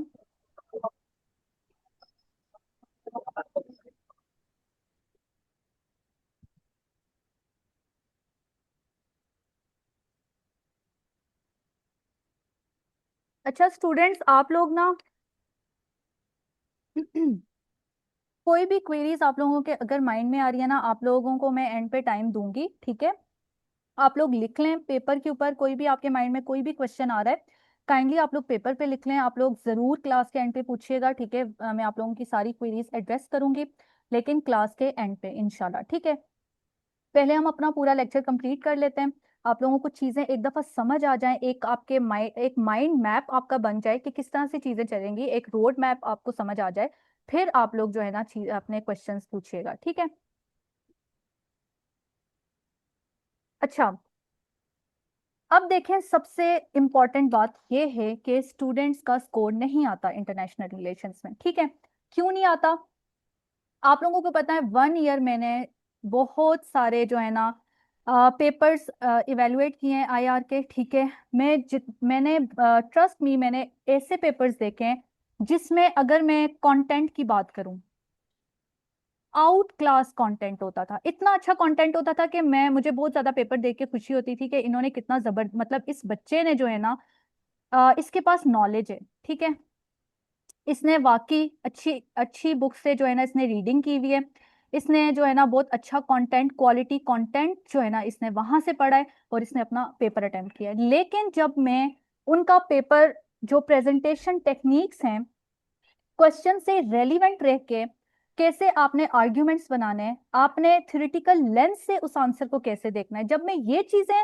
उस सारे क्राइटेरियाज को जब मैं देखती थी, तो वो स्टूडेंट उस क्राइटेरिया पे फॉल नहीं करता था। ठीक है, जिसकी वजह से मैं बहुत, मुझे मतलब ये भी होता था कि यार कंटेंट इतना अच्छा है, लेकिन अब अगर इस स्टूडेंट को ये चीज समझ आ जाए, फिर मैं इन डिटेल उन स्टूडेंट्स को बताती थी एक एक चीज के बारे में। ठीक है, और किस तरह से करना है, चीजें स्टूडेंट्स की इंप्रूव भी होती थी। लेकिन देखें, सबसे इंपॉर्टेंट बात यह है, अगर वो इस चीज पे, अगर उन लोगों को ये समझ आ जाती पेपर कंटेंट कैसा है, तो वो स्टूडेंट हाईएस्ट स्कोरर हो सकता था। ठीक है, लेकिन उसको फिर मैं एक क्वेश्चन में से कितने नंबर देती थी, अगर 20 नंबर है तो मैं उसको 5 मार्क्स देती थी, क्योंकि जब उसने, उसको पता ही नहीं है कि आईआर का पेपर अटेम्प्ट कैसे करना है, आईआर के पेपर को अटेम्प्ट करने की स्ट्रेटेजी क्या है। तो आप कंटेंट बेशक ऐड करें, आप बेशक जितना मर्जी एक टॉपिक से रिलेटेड आपको जो आता है आप लिखने की कोशिश करते हैं, आप करें, आपको उसमें नंबर्स नहीं मिलेंगे। ठीक है, रेलिवेंट रहते हुए क्वेश्चन में जो पूछा है उसको हर आर्ग्यूमेंट में रिफ्लेक्ट करना चाहिए आपका जो क्वेश्चन है उसका आंसर। ठीक है, थ्योरेटिकल लेंस से आपने अपने आंसर को अटेम्प्ट करना होता है। तो वो चीज आप लोग जब सीख जाएंगे तब ही आप लोग अच्छा स्कोर कर सकते हैं। ठीक है, तो आप लोगों के पास जितना मर्जी कंटेंट हो, अगर आप सिंपली इवेंट को डिस्क्राइब करेंगे, कंक्लूड कर देंगे, जैसे कि मैंने अभी बताया बहुत क्वालिटी कंटेंट था, अच्छा कंटेंट था, लेकिन सिंपल क्या किया हुआ था, इवेंट्स बताए हुए, बीच में एक्सप्लेन किया हुआ, डिस्क्राइब किया हुआ और कंक्लूड कर दिया, नहीं, इस तरह से आपने कभी नहीं करना। देखें एग्जामिनर क्या डिमांड करता है, एग्जामिनर ये चाहता है कि आपने उस क्वेश्चन को एक दो दफा रीड करना है, कॉन्सेप्ट को समझना है। अब उस कॉन्सेप्ट का कॉन्टेक्स्ट, आईआर के कॉन्टेक्स्ट में आपने उसका एनालिसिस करना है, इंटरनेशनल रिलेशंस के कॉन्टेक्स्ट में आपने उसका एनालिसिस करना है। उसके बाद आपके हर आर्ग्यूमेंट में वही रिफ्लेक्ट करना चाहिए, आईआर का कॉन्सेप्ट आपके हर आर्ग्यूमेंट में रिफ्लेक्ट करना चाहिए। ठीक है, ये क्रक्स होता है आपके आईआर के पेपर को अटेम्प्ट करने का। फिर आप एविडेंस से बैक करते हैं, सब्सटेंशिएट करते हैं, डेफिनेटली जो भी कंटेम्प्रेरी हैं, जो भी हिस्टोरिकल एग्जांपल्स हैं, आप उससे बैक करते हैं, देन आप क्या करते हैं, कंक्लूड करते हैं। ठीक है, इसके अलावा सबसे इंपॉर्टेंट बात आप लोगों को ना, मैं यहाँ पे अभी मेरे माइंड में आई है, मैं आप लोगों को बताऊंगी, मैप्स स्टूडेंट्स को नहीं ड्रॉ करने आ रहे होते। ठीक है, स्टूडेंट्स को ऐसा लगता है कि ये जो मैप है ना, आप लोगों को, आप गूगल करेंगे, आप लोगों को जो मैप सामने, आप लोग कोई भी टॉपिक है आपको मिल जाएगा, नहीं, गूगल करने से नहीं मिलता। मैप्स आप लोगों को क्रिएट करने पड़ते हैं, मैप का जो बेसिक स्ट्रक्चर है वो तो आपको मिल जाएगा, लेकिन आपने आंसर से रेलिवेंट रहते हुए मैप पे क्रिएटिविटी कैसे शो करनी है, किस तरह से इसको सेल्फ एक्सप्लेनेटरी बनाना है, एरोस को यूज करके, मल्टीपल टेक्निक्स को यूज करके, बुलेट पॉइंट्स को यूज करके, आईआर के जार्गन्स को यूज करके, मल्टीपल, इसमें मैं आप लोगों को ये सिखाऊंगी कि मैप्स पे आपने कैसे काम करना है। ठीक है, कोई भी, आप लोग ट्रस्ट मी, आप लोगों को मैं ऐसे मैप बताऊंगी ना कि आप लोगों को जोन सा भी टॉपिक आ जाता है ना, आप लोग खुद इंजॉय करेंगे मैप बनाते हुए, और आप लोग क्रिएट करेंगे, और आप लोग खुद उसके ऊपर क्रिएटिविटी शो करके इसको सेल्फ एक्सप्लेनेटरी मैप बनाना आप लोग सीख जाएंगे। ठीक है, तो ये बहुत इंपॉर्टेंट चीज है, एक तो आप आईआर के लेंस से पेपर को अटेम्प्ट करें, दूसरा आप लोगों ने कभी भी मैप्स को मिस नहीं करना। स्टूडेंट्स को लग रहा होता है कि इससे रिलेटेड तो कोई मैप नहीं है, हर क्वेश्चन में मैप ऐड हो सकता है। ठीक है, ये कैसे होगा, हर टॉपिक में मैं आप लोगों को अटेम्प्ट करके बताऊंगी। एक पास पेपर का क्वेश्चन हम उठाएंगे, उसमें मैं आप लोगों को बताऊंगी कि इसमें मैप्स किस तरह से ऐड हो सकते हैं। ठीक है, अच्छा देखें, अब आप लोग एग्जाम्पल के थ्रू थोड़ा हम समझ लेते हैं। अब आप लोग ये नहीं लिखेंगे कि China and America are competing. For example, आपको यूएसए चाइना का कोई भी आपको क्वेश्चन आता है, तो आपने सिंपली इस तरह से नहीं लिखना, ये बिल्कुल जो है ना जेनेरिक बात हो जाएगी, आपने जेनेरिक बातें आईआर में नहीं करनी। अगर आप मैक्सिमम नंबर्स लेना चाहते हैं तो आप कैसे बात करेंगे, आईआर के लेंस से किस तरह से बात करेंगे, अब आप देखें।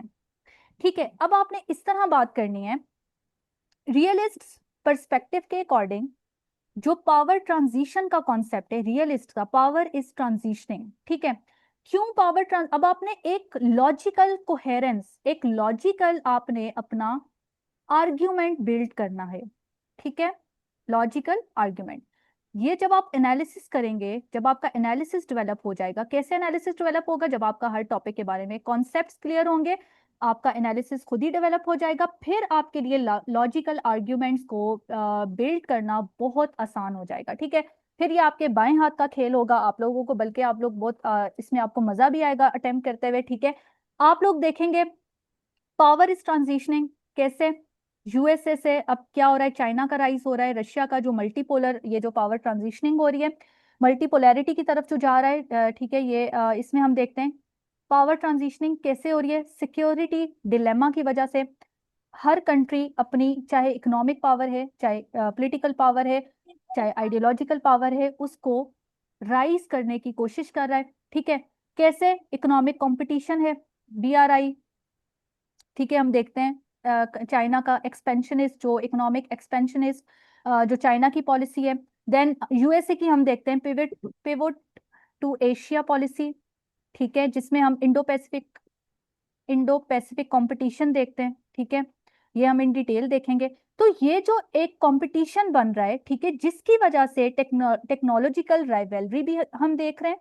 ठीक है, सैंक्शंस लग रहे हैं। अब आप इसमें सेमीकंडक्टर्स में आप देखें, ठीक है, एआई जैसे जैसे डेवलपमेंट हो रही है, तो किस तरह से टेक्नोलॉजिकल यूएसए और चाइना के दरमियान में राइवलरी चल रही है, वो एक दूसरे के ऊपर सैंक्शंस लगा रहे हैं। ठीक है, रॉ मटेरियल्स खुद बना रहे हैं, इंडस्ट्रीज को खुद इस्टेब्लिश करने की कोशिश कर रहे हैं। तो ये जो सारे कॉम्पिटिशन है, जिसमें हमने देखा इंडो पैसिफिक में भी जो कंपटीशन चल रहा है, ठीक है, ये सारा जो हो रहा है, इसमें अब हम देखेंगे ये क्या शो करता है, that China and America are competing. ठीक है, तो अब चाइना और अमेरिका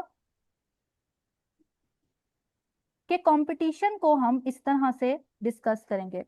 स्टूडेंट्स, आप लोगों को मेरी वॉइस क्लियर आ रही है?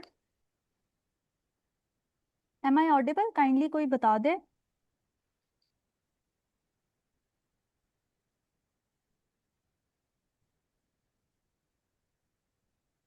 मेरी वॉइस आप लोगों को क्लियर आ रही है?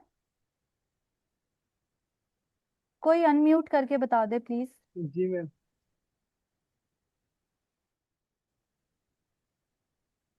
Students, is my voice clear? Kindly आप लोग बता दें। जी मैम, आवाज क्लियर आ रही है।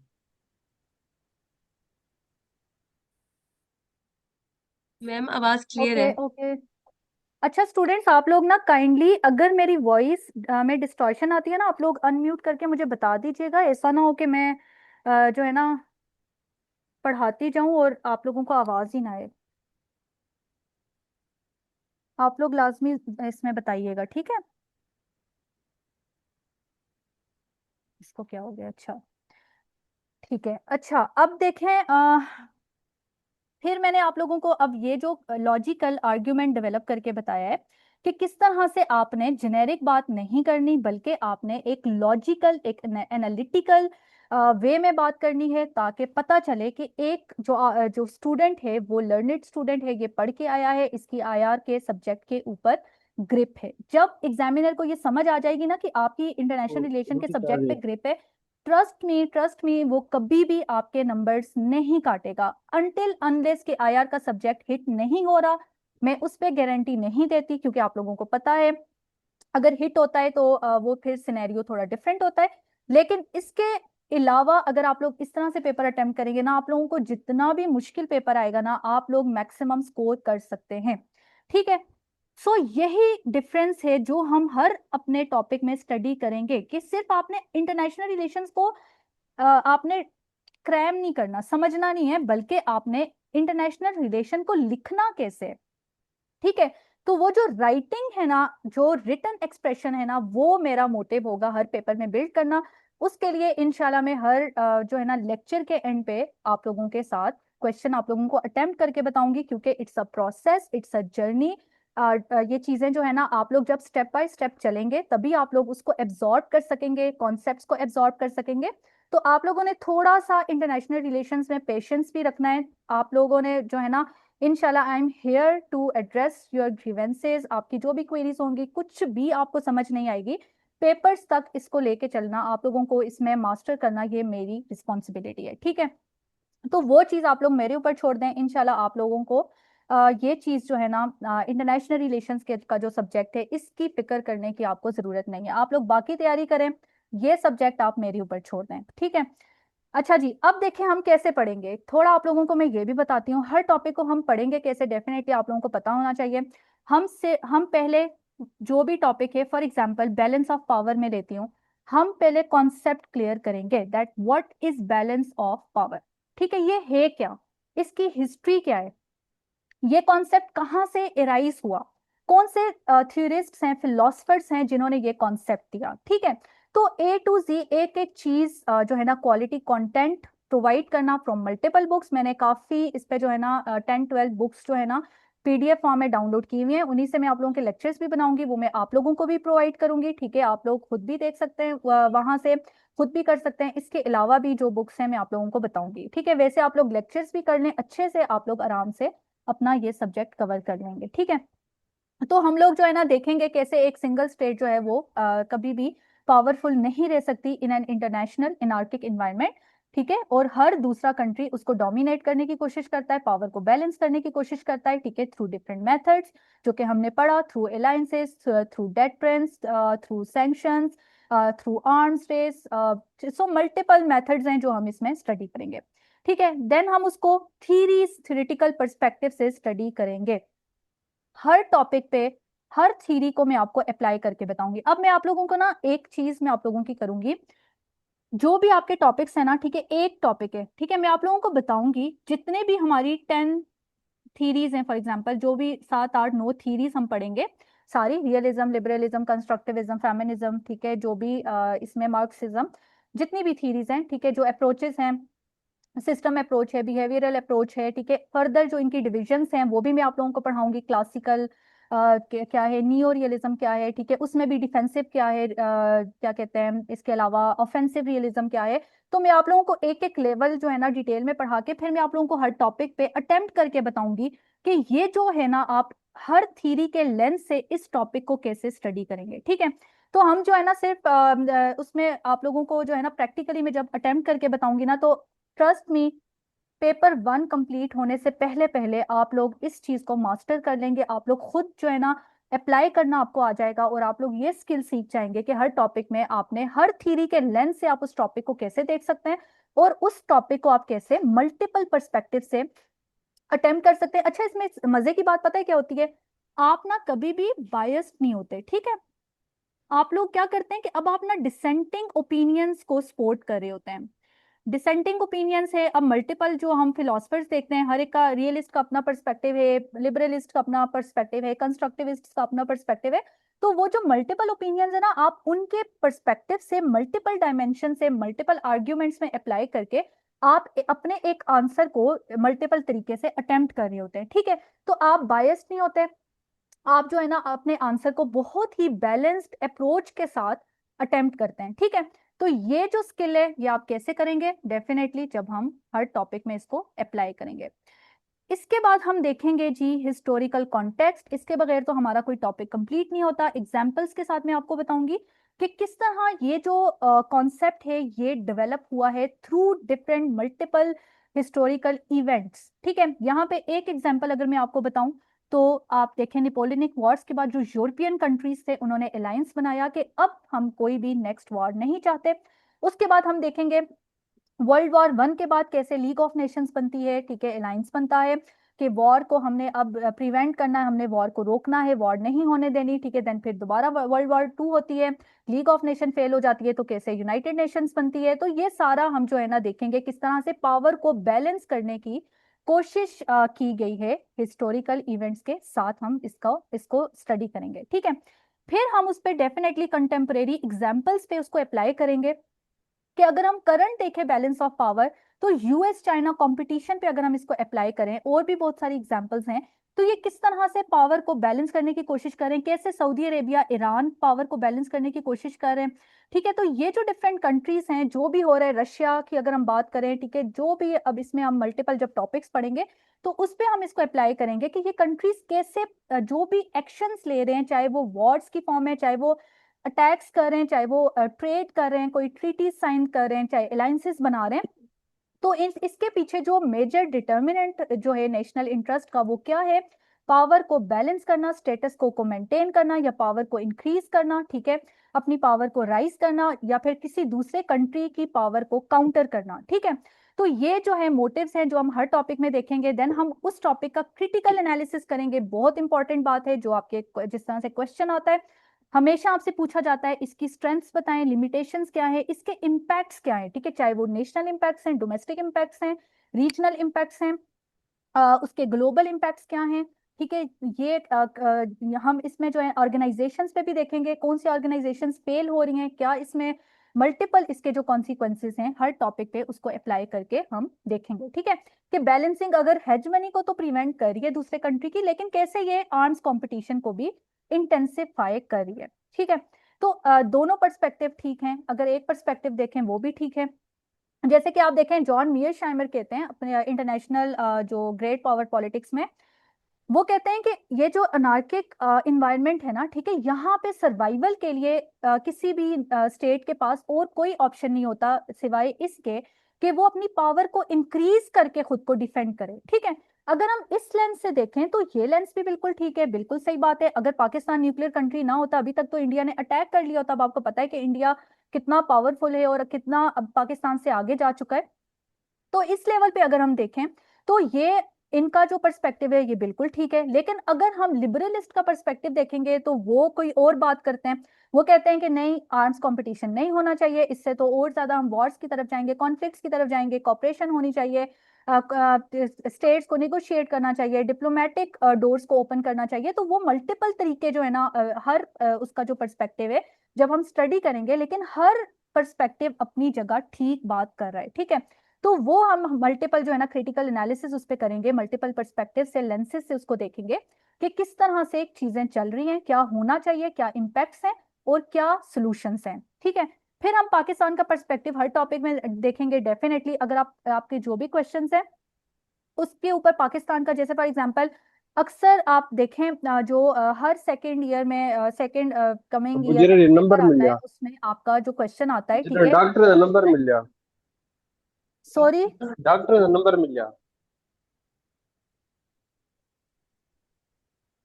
स्टूडेंट्स, मुझे आपकी वॉइस क्लियर नहीं आ रही, आप क्या कह रहे हैं?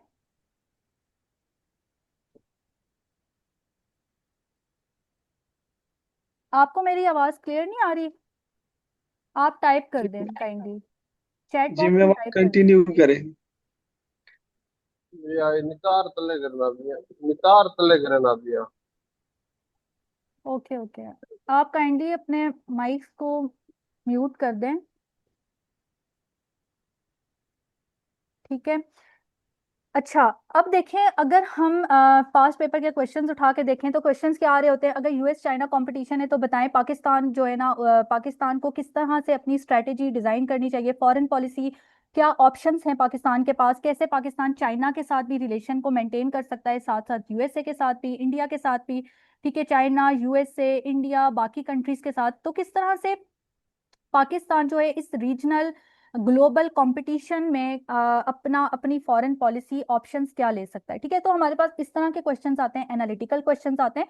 तो पाकिस्तान के ऊपर क्या इम्पैक्ट होगा, पाकिस्तान के पास कौन से जो है ना स्ट्रेटेजिक सॉल्यूशंस हैं जो पाकिस्तान कर सकता है, और उसमें पाकिस्तान के पास स्ट्रेंथ्स क्या हैं, वीकनेसेस क्या हैं, किन वीकनेसेस पे काम करना चाहिए, कौन सी स्ट्रेंथ्स है, जैसे जियो स्ट्रेटेजिक लोकेशन, पाकिस्तान की जो स्ट्रेटेजिक लोकेशन है, बाकी जो भी हैं इसमें हम इन डिटेल हर टॉपिक में स्टडी करेंगे।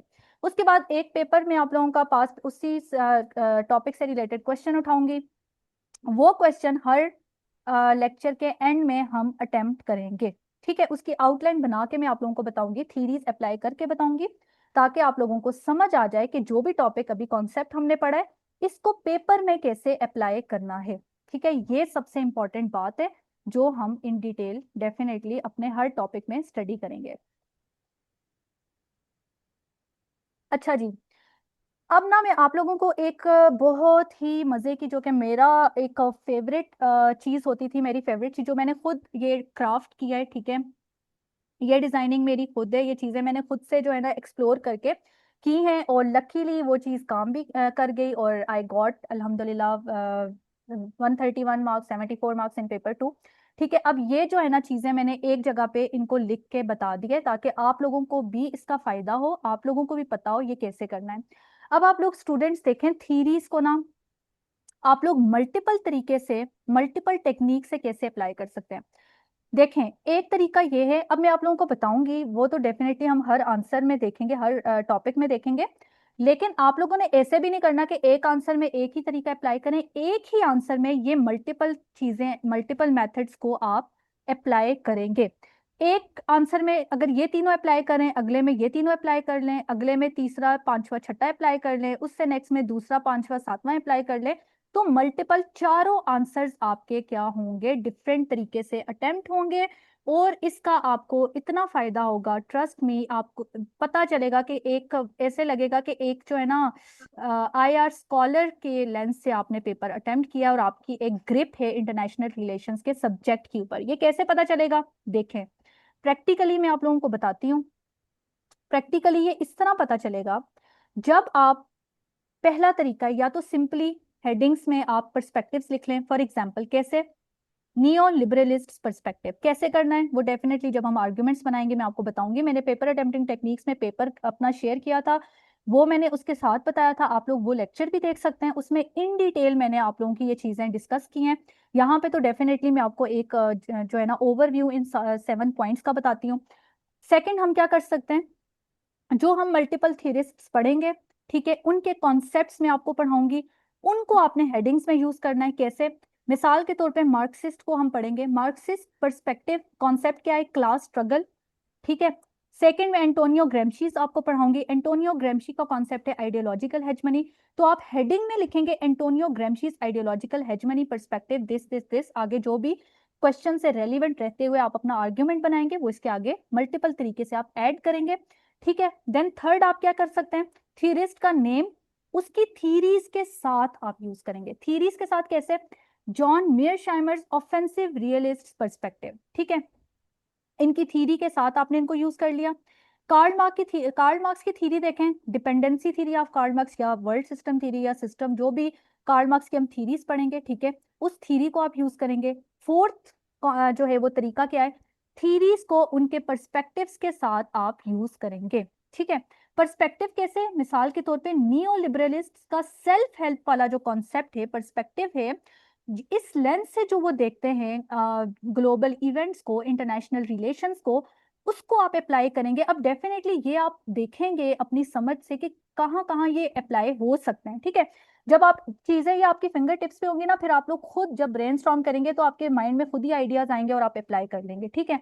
तो ये तो डेफिनेटली आप चीजें लर्न कर लेंगे, अभी देख के आपको समझना है, लेकिन जब आप इसको अप्लाई करेंगे, जब आप प्रैक्टिकली इसको पेपर के ऊपर अटेम्प्ट करेंगे, तो ये आप लोग खुद इस स्किल को लर्न कर जाएंगे, ठीक है। 2-3 दफा भी आप इसको करेंगे ना, एक दफा प्रैक्टिस करेंगे, ये सारी प्रैक्टिस है, आप प्रैक्टिस करेंगे ना तो वो चीजें खुद ब खुद आपके पेपर में इनकॉर्पोरेट हो जाएंगी। Neo realist self help approach, ठीक है, आपने इनकी सेल्फ हेल्प वाला जो अप्रोच है उसको यूज कर लिया, या नियो लिबरलिस्ट की अप्रोच है कॉपरेशन वाली, आप इसको यूज कर लें, या constructive approach of convergence of interests, ठीक है। तो इस तरह से आप जो है वो इनकी अप्रोचेस को, पर्सपेक्टिव्स को यूज करेंगे। पांचवा मेथड क्या है, फिलोसफर्स के नेम्स को उनकी फिलोसफीज के साथ यूज करें। अब ये फिलोसफीज मैं आपको पढ़ाऊंगी, उनकी कोटेशंस, उनकी बुक्स, ये सब चीजें आपके लेक्चर्स में इंक्लूडेड होंगी, इसके बारे में आपको टेंशन लेने की जरूरत नहीं है, ठीक है। ये सब चीजें आपकी उसमें हर टॉपिक में मैं खुद ऐड कर लूंगी, ठीक है। मिसाल के तौर पे इमैनुअल कांट्स परपेचुअल पीस थ्योरी, आपने उनकी फिलॉसफी यूज कर ली, मॉर्टन कप्लान सिस्टम अप्रोच, ठीक है। तो इस तरह से आपने इनको यूज करना है। 6 लेवल बहुत इंपॉर्टेंट, ये बहुत ही एक इसका अच्छा इम्पैक्ट पड़ता है। मैं हमेशा स्टूडेंट्स को कहती हूँ कि 4 क्वेश्चंस जो आपने अटेम्प्ट करने हैं ना, एक क्वेश्चन को लाजमी लेवल्स ऑफ एनालिसिस के साथ अटेम्प्ट करें, ठीक है। लेवल्स ऑफ एनालिसिस को अप्लाई करें, ये बहुत अच्छा इसका इम्पैक्ट पड़ता है। अब लेवल्स ऑफ एनालिसिस हम इन डिटेल में पढ़ेंगे, ठीक है। अब ये हैं क्या, मैं आपको बता देती हूँ। मिसाल के तौर पे classical level of analysis of realism, state level of analysis of realism, international level of analysis of neo realism, ठीक है। एक ही थ्योरी के मल्टीपल लेवल्स ऑफ एनालिसिस को आप किस तरह अप्लाई करेंगे, वो हम हर टॉपिक में स्टडी करेंगे, ठीक है। अच्छा, सबसे आखिरी ये है, थोड़ा सा कॉम्प्लिकेटेड है लेकिन आप कर सकते हैं, मैंने भी किया था, एक आध आर्ग्यूमेंट में मैंने इसको जरूर यूज किया है, ठीक है। वो क्या है, concept, theory, level of analysis, इन सब को एक ही हेडिंग में मर्ज कर दें। कैसे, anarchic international system perspective of neorealism at international level। ठीक है, अब आप देखिए, आपने नियो रियलिज्म का एनार्किक इंटरनेशनल सिस्टम अप्रोच उनकी थ्योरी के साथ सात सिस्टम ऑफ लेवल अप्लाई करके आपने बता दिया। ठीक है, तो इस तरह से आपने चीजें करनी होती हैं। अब इसके अंदर एक चीज बहुत इंपॉर्टेंट है, वो है फ्लो चार्ट्स। ठीक है, आप लोगों को ना ये मैं बताऊंगी कि आप लोगों ने फ्लो चार्ट्स कैसे बनाने हैं। हर टॉपिक में मैं आपके खुद ऐड करूंगी, ताकि आपको ये पता हो कि आपने इस जब ये आप थीरीज अप्लाई करेंगे ना, इनको आपने फ्लो चार्ट्स के थ्रू किस तरह से प्रोमिनेंट करके एग्जामिनर को बताना है। आपने पैराग्राफ में नहीं छुपाना, पैराग्राफ आपका 6-7 लाइनों से ज्यादा नहीं होना चाहिए। ठीक है, आपने ज्यादा आर्ग्यूमेंट्स बनाने हैं, फ्लो चार्ट्स मैप्स के थ्रू आपने चीजों को हाईलाइट करना है, प्रोमिनेंट करना है। वो कैसे करना है, डेफिनेटली पेपर अटेम्प्टिंग टेक्निक्स में भी, बाकी भी जो आपके टेस्ट होंगे क्लासेस में भी, हर लेक्चर में हम इसको इन डिटेल देखेंगे। ठीक है, अच्छा, अब मैं आपको थोड़ा सा बता देती हूँ लेवल्स ऑफ एनालिसिस के बारे में। ठीक है, ये बहुत इंपॉर्टेंट चीज है। इंडिविजुअल, अब हम देखेंगे इंडिविजुअल लेवल पे एनालिसिस आप कैसे करते हैं। देखें, इंडिविजुअल लेवल्स पे लीडर्स, इंडिविजुअल के नेम से पता चल रहा है कि कोई भी किसी भी स्टेट का जो लीडर है, ठीक है, उसकी पर्सनैलिटी क्या है, ठीक है, उसके परसेप्शंस क्या है, इसका बहुत ज्यादा उस स्टेट के डिसीजन मेकिंग में, फॉरेन पॉलिसी में इम्पैक्ट होता है। जब हम इस अप्रोच से, इस लेंस से हम टॉपिक को देखेंगे ना, तो इसका मतलब क्या है, हम इंडिविजुअल लेवल पे एनालिसिस कर रहे हैं। कैसे, अब आप देखें, ट्रम्प जब आता है, ठीक है, यूनिलैटरल एक्शंस लेता है, आप सबको पता होगा, यूनिलैटरल एक्शंस लेता है। ठीक है, पेरिस क्लाइमेट एग्रीमेंट से इसने जो है विड्रॉ किया था, आई थिंक 2016 में जब ये आया था। अब दोबारा ये आया है, तो अब आप देख लें किस तरह से जो है ना ये बोल्ड एक्शंस लेता है। जब जो बाइडन आया था, तब जो है वो यूएसए की फॉरेन पॉलिसी डिफरेंट थी। ठीक है, तो होता क्या है, किसी भी, ये हम देखेंगे क्लासिकल जो रियलिस्ट आइडियलिस्ट पर्सपेक्टिव है, वो यही कहते हैं रियलिस्ट पर्सपेक्टिव में कि ह्यूमन नेचर सेल्फिश है। ठीक है, कोई मॉरेलिटी नहीं है, एक पावर हंगर होती है। ठीक है, उसमें डिजायर होती है पावर को इंक्रीज करने की, जिसकी वजह से जो लीडर्स हैं किसी भी कंट्री के, वो इस तरह से बिहेव करते हैं। ठीक है, कि किसी भी मुल्क पे जो है ना अटैक कर दिया, जैसे हमने देखा, बहुत हमें हिस्टोरिकल एग्जांपल से भी देखेंगे, ईरान में इन्वेड किया, ठीक है, यूएसए ने इराक में किया, बाकी भी अफगानिस्तान में, जो भी, इसमें मल्टीपल एग्जांपल्स हैं आपके पास। ठीक है, तो ये इंडिविजुअल लेवल पे लीडर्स का इम्पैक्ट होता है। इसी तरह शी जिनपिंग है, उनके लीडरशिप स्टाइल को हम देखें, एक्सपेंशनिस्ट पॉलिसी है, परसेप्शंस का डेफिनेटली चाइना पे इम्पैक्ट है। ठीक है, जो भी हम अभी देख रहे हैं BRI वगैरह, और बाकी जो भी हम चाइना की स्ट्रेटेजी देख रहे हैं, ठीक है, तो वो जो है उसका क्या, तो वो किस वजह से होता है, जो भी लीडर है इंडिविजुअल लेवल पे हम देखते हैं, उसका डिसीजन मेकिंग में, फॉरेन पॉलिसी में इम्पैक्ट होता है। देन हम डोमेस्टिक लेवल पे देखते हैं, जो भी आपकी डोमेस्टिक लेवल पे पॉलिसीज हैं, चाहे पॉलिटिकल है, इकोनॉमिक हैं, सोसाइटल जो भी फैक्टर्स हैं, ठीक है, तो वो जो आपकी डोमेस्टिक कंडीशंस होती हैं, वो भी आपकी फॉरेन पॉलिसी को शेप देती हैं।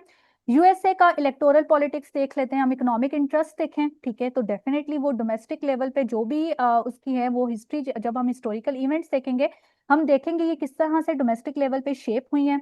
ठीक है, टेक्नोलॉजिकल इंडस्ट्रीज किस तरह से हुई है। देन चाइना की अगर हम बात करें, तो आपको पता है चाइना की, जिसको हम कहते हैं सेंचुरी ऑफ ह्यूमिलिएशन, ठीक है, चाइना में क्या हुआ था कि एक पूरी सेंचुरी ऑफ ह्यूमिलिएशन फेस किया है चाइना ने। 1949 में कम्युनिस्ट रेवोल्यूशन आती है, हम देखते हैं उसके बाद चाइना का राइज स्टार्ट होता है। ठीक है, तो चाइना की जो प्रायोरिटीज हैं वो किस तरह से चेंज हुई हैं, नेशनलिज्म किस तरह से आया है, किस तरह से ड्राइव जो ये इस्टेब्लिश हुआ है टेक्नोलॉजिकल सेल्फ रिलायंस का, एंड ये जो रिविजनिस्ट इसकी जो पावर है, राइजिंग पावर है, ये किस तरह स्टैब्लिश हुई है, वो चीजें हम देखते हैं। ठीक है, डोमेस्टिक लेवल पे इसकी मल्टीपल रीजंस हैं, वो हम डिफरेंट टॉपिक्स में देखेंगे। इंटर स्टेट लेवल पे फिर होता है कि अगर दो स्टेट्स आपस में उनका जो भी रिलेशन है, चाहे वो कॉन्फ्लिक्टिंग रिलेशन है, कॉम्पीटिंग रिलेशन है, कोऑपरेटिव रिलेशन है, जोन सा भी रिलेशन है, वो किस तरह से इंटरेक्ट कर रहे होते हैं। ठीक है, तो जैसे अगर हम यूएस और चाइना की एग्जांपल देखें, तो हम ट्रेड डिस्प्यूट्स हम देखते हैं, इंटर स्टेट रिलेशन, ठीक है, ये इंटर स्टेट लेवल पे हम बात करेंगे। ताइवान की अगर हम बात करते हैं इंटर स्टेट लेवल पे, टेक्नोलॉजी की जो रिस्ट्रिक्शंस है, this is also inter state level. Military competition, ठीक है, डिप्लोमेटिक इंगेजमेंट, जो भी स्ट्रेटेजिक राइवलरी चल रही है वॉशिंगटन एंड बीजिंग के दरमियान में, इंडो पैसिफिक कंपटीशन वगैरह, वो सारा डेफिनेटली करंट अफेयर्स में भी आपने पढ़ा होगा, हम भी डिटेल में पढ़ेंगे। तो ये जब आप इस लेवल पे एनालिसिस करेंगे, इसका क्या मतलब है कि आप दो कंट्रीज के दरमियान में रिलेशन को का एनालिसिस कर रहे हैं, ठीक है। So this is inter state level analysis, ठीक है।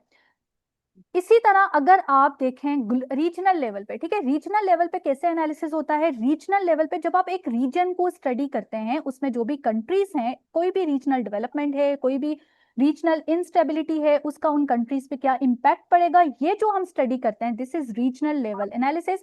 मिसाल के तौर पे साउथ चाइना सी, ठीक है, बाकी कंट्रीज पे क्या इम्पैक्ट पड़ा है, ताइवान पे, ठीक है, बाकी जो भी इस रीजन में जो भी कंट्रीज आ जाते हैं, आसियान का क्या इम्पैक्ट है, क्वाड, ये सब जो है ना, जिनको नहीं पता ये डेफिनेटली हम इनको डिटेल में पढ़ेंगे, अभी आप इसको रहने दें। अभी आप सिर्फ रीजनल लेवल एनालिसिस पे आप इसको समझें, ठीक है। बाकी चीजें जो है इन डिटेल डेफिनेटली हम उसको जब ये टॉपिक स्टडी करेंगे तो इसमें हम इसको स्टडी करेंगे। तो जो भी इंडो पैसिफिक कंपटीशन चल रहा है, ठीक है, जो भी ये एक दूसरे को काउंटर करने की कोशिश कर रहे हैं इस रीजन में, जो मल्टीपल अलायंसेस बना रहे हैं, ठीक है, ये जो अलायंसेस हैं, ठीक है, मल्टीपल, तो ये क्या है? Regional level analysis. तो इस तरह से हम रीजनल लेवल पे एनालिसिस करते हैं। अब हम देखते हैं ग्लोबल लेवल पे या सिस्टमिक लेवल पे एनालिसिस किस तरह हम करते हैं। For example Russia Ukraine war होती है, ठीक है, पूरी जो है दुनिया में क्या आता है? एनर्जी क्राइसिस, ठीक है, एनर्जी क्राइसिस। उसके बाद क्या होता है? Inflation, sky rocketing inflation, Pakistan पे हमने इम्पैक्ट देखा, बाकी कंट्रीज पे हमने इम्पैक्ट देखा। So this is global level या सिस्टमिक लेवल एनालिसिस कि अगर कोई भी इवेंट चल रहा है उसका पूरे दुनिया पे क्या इम्पैक्ट पड़ रहा है, ठीक है। तो ये जो है जब आप इस तरह का एनालिसिस करते हैं, this is global level analysis या सिस्टमिक लेवल एनालिसिस। मिसाल के तौर पे अगर चाइना का राइस जो है ना वो यूएस डोमिनेंस को चैलेंज कर रहा है, ये जो पावर ट्रांजिशन आ रही है, तो डेफिनेटली इसका इम्पैक्ट हर कंट्री पे पड़ रहा है, ठीक है। कुछ कंट्रीज जो है वो चाइना की तरफ जो है टिल्ट हो रही हैं, कुछ यूएसए की तरफ टिल्ट हो रही हैं, कुछ जो है वो हम देखेंगे कि न्यूट्रल कंट्रीज हैं, ठीक है। वो तो डेफिनेटली हम पोलैरिटी वाले टॉपिक में इसको डिटेल में स्टडी करेंगे।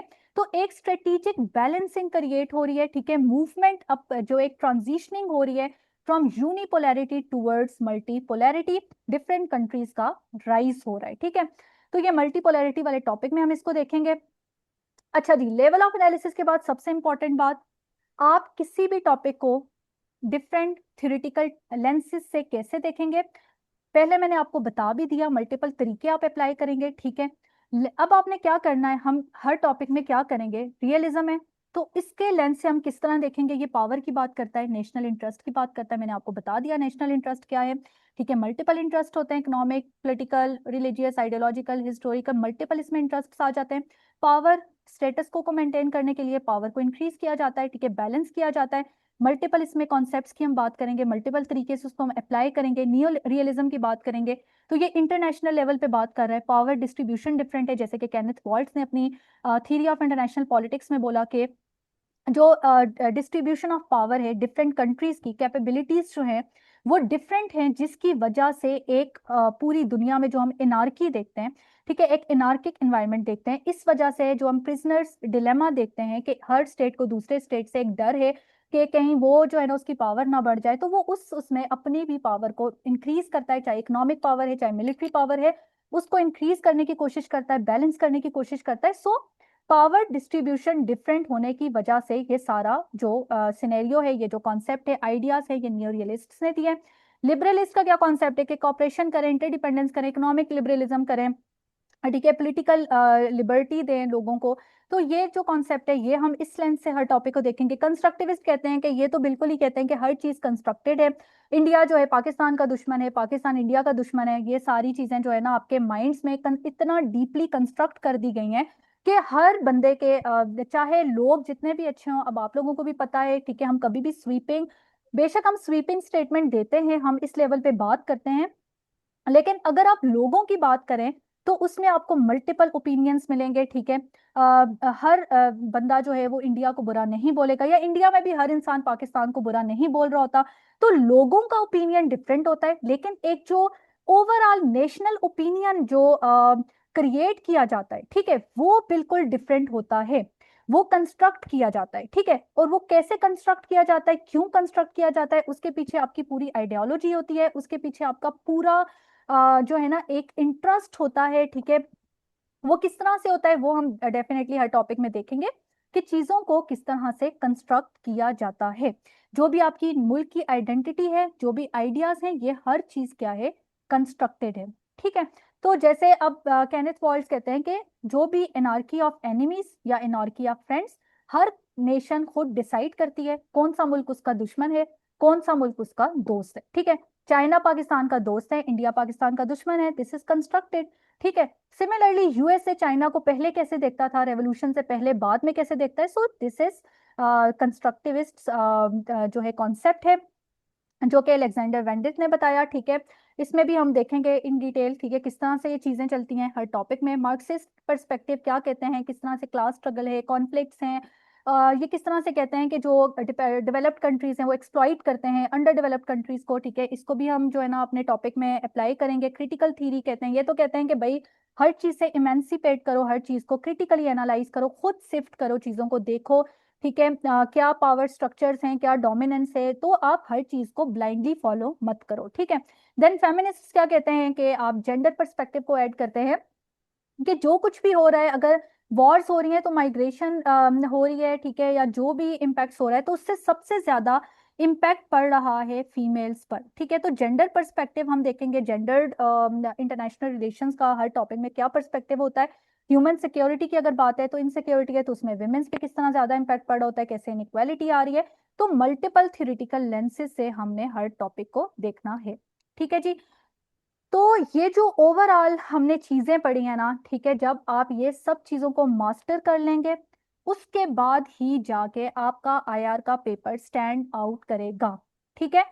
कॉन्सेप्ट्स आपके क्लियर होंगे, रेलिवेंट थीरीज मल्टीपल तरीके से आपको अप्लाई करना आ जाएंगी, क्रिटिकल एनालिसिस करना आपको आ जाएगा, लॉजिकल आर्ग्यूमेंट्स को बिल्ड करना आपको आ जाएगा, कंटेम्प्रेरी एग्जाम्पल्स से उसको बैक करना आ जाएगा, मल्टीपल पर्सपेक्टिव्स को, मल्टीपल अप्रोचेस को एक आंसर में कैसे अटेम्प्ट करना है ये आपको आ जाएगा, लॉजिकल आर्ग्यूमेंट्स आपको बिल्ड करना आ जाएगा। इसके बाद जाके आप ये कह सकते हैं कि अब आपके ऊपर आपकी जो है ना 100% आईआर पे ग्रिप है।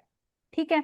अगर ये चीजें आप नहीं करते, फिर आप आईआर का सब्जेक्ट मत ऑप्ट करें, फिर आप रहने दें। अगर आप इन सब चीजों पे काम नहीं करेंगे तो फिर इंटरनेशनल रिलेशंस के सब्जेक्ट को आप भूल जाएं, फिर कोई फायदा नहीं है। ठीक है। आपके नंबर्स नहीं आएंगे, लेकिन ट्रस्ट मी, इन चीजों पे आप एक दफा काम कर लेंगे, आप बहुत इंजॉय करेंगे।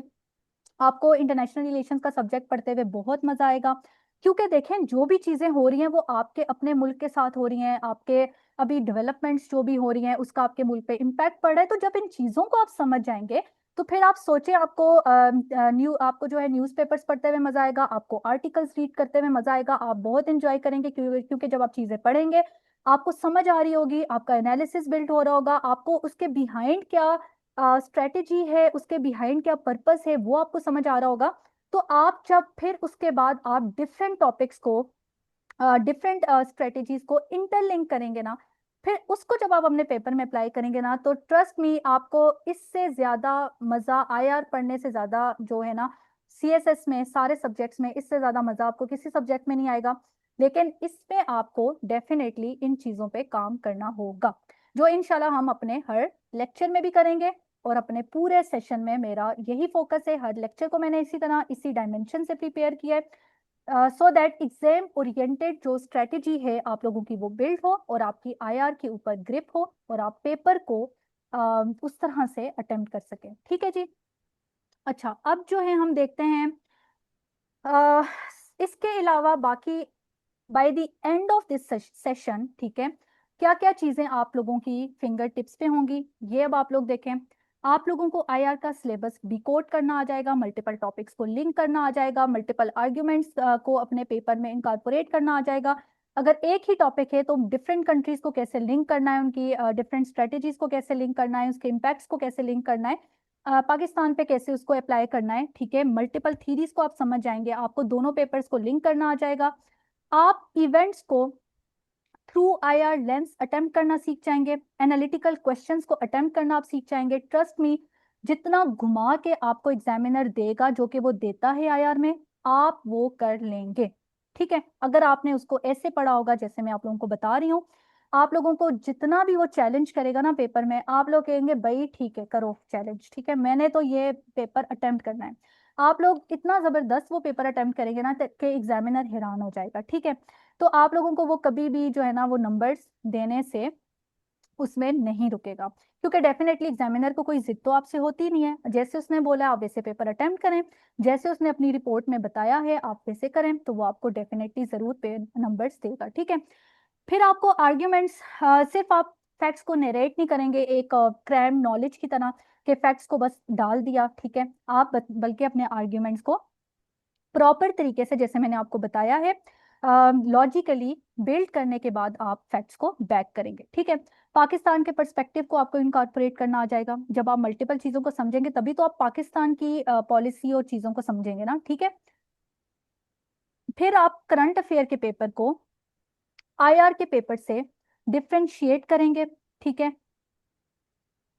20 नंबर्स का जो आंसर है उसको आपने कैसे स्ट्रक्चर्ड करना है, इसमें बहुत सारी चीजें हैं जो मैं आपको पेपर अटेम्प्टिंग टेक्निक्स में बताऊंगी। फिर आपको कंटेम्परेरी क्वेश्चंस को थ्योरेटिकली आपको हैंडल करना आ जाएगा। इसके अलावा मैं आप लोगों को जो है ना पूरा सिलेबस, इंटायर सिलेबस हम कवर करेंगे। आपको खुद मैं क्वालिटी नोट्स प्रोवाइड करूंगी जिसमें क्या स्कॉलर इनसाइट्स हैं, कोटेशंस, उनकी केस स्टडीज, जो भी करंट अफेयर्स की एग्जांपल्स हैं, जो भी कंटेम्परेरी एग्जांपल्स हैं, वो हर टॉपिक में खुद आप लोगों को दे दूंगी, ठीक है। आप लोगों का काम ये होगा कि आप लोगों ने समझना है चीजों को, अप्लाई करना है, टेस्ट प्रॉपर देने हैं, और आपने रिलीजियसली इस सेशन में अगर आप इनरोल करते हैं आपने फॉलो करना है हर लेक्चर को, ठीक है। और आप लोगों ने जो है ना कोई भी लेक्चर स्किप नहीं करना। ये सिर्फ आप लोगों की मेहनत होगी जो आप लोगों ने खुद करनी होगी। इसके अलावा जो बुक्स हैं उनमें से कंटेंट, बाकी चीजें, वो सब चीजें मैं आप लोगों को प्रोवाइड करूंगी। आप लोग जो है ना पास्ट पेपर्स एनालिसिस में आपको करके दूंगी, क्या ट्रेंड्स है, किस तरह से कौन सा टॉपिक कितने किस तरह से आ रहा है आपको, किस तरह उससे ये होगा, आपको पता होगा कि ये टॉपिक 60% जो है ना आ रहा है, तो आपको उस पर जो है अच्छी तरह आपकी ग्रिप होनी चाहिए, आप उसको अच्छी तरह प्रिपेयर करेंगे तो ये चीज़ें, इसका भी बहुत इंपैक्ट होता है स्मार्ट प्रिपरेशन में। किस तरह से आप आईआर को ना सिर्फ हार्ड वर्क के थ्रू बल्कि स्मार्टली भी प्रिपेयर करेंगे। मॉक टेस्ट आपके होंगे, ठीक है। रेगुलर वीकली में आप लोगों को क्वेश्चंस दूंगी, हर उसमें पहले मैं आपको अटेम्प्ट करके बताऊंगी, उसके बाद वीकली आपको असाइनमेंट्स दूंगी, वो आपने अटेम्प्ट करके सबमिट करवानी होंगी, ठीक है। लास्ट में 2 ग्रैंड मॉक टेस्ट होंगे, एमसीक्यूज आपको मैं हर टॉपिक के दूंगी। इसके अलावा आपकी पेपर अटेम्प्टिंग टेक्निक्स पे डिटेल एक एक चीज जो है मैं आप लोगों को बताऊंगी, कैसे इंट्रोडक्शन लिखना है, कैसे आर्ग्यूमेंट्स बनाने, कैसे नंबरिंग देनी है, फ्लो चार्ट्स, मैप्स, कंक्लूजन कैसे लिखना है, मल्टीपल चीजें थीरीज को कैसे अप्लाई करना है, सब कुछ, ठीक है। अच्छा जी स्टूडेंट्स, अब आप देखें रिकमेंडेड बुक्स की अगर मैं बात करूं, ठीक है। आप लोगों ने ये देख के बिल्कुल भी परेशान नहीं होना। 1 सेकेंड रुकिएगा।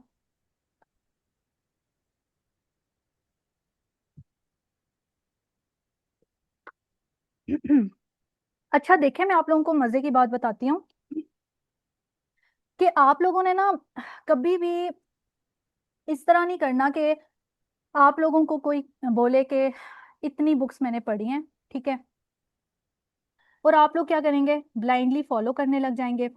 उसके बाद क्या होगा, आप डिप्रेशन में चले जाएंगे। Already CSS is a depression.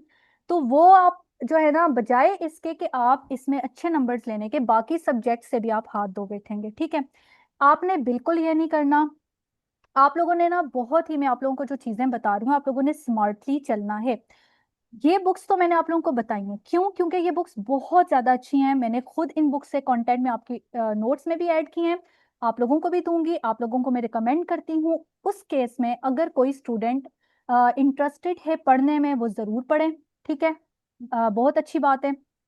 लेकिन जो स्टूडेंट्स बिल्कुल अभी जीरो से स्टार्ट कर रहे हैं, तो क्या ये पॉसिबल है कि वो ये सारी बुक्स पढ़े? डेफिनेटली हम प्रैक्टिकली बात करेंगे, ऐसी बात करेंगे जो एप्लीकेबल हो, ठीक है।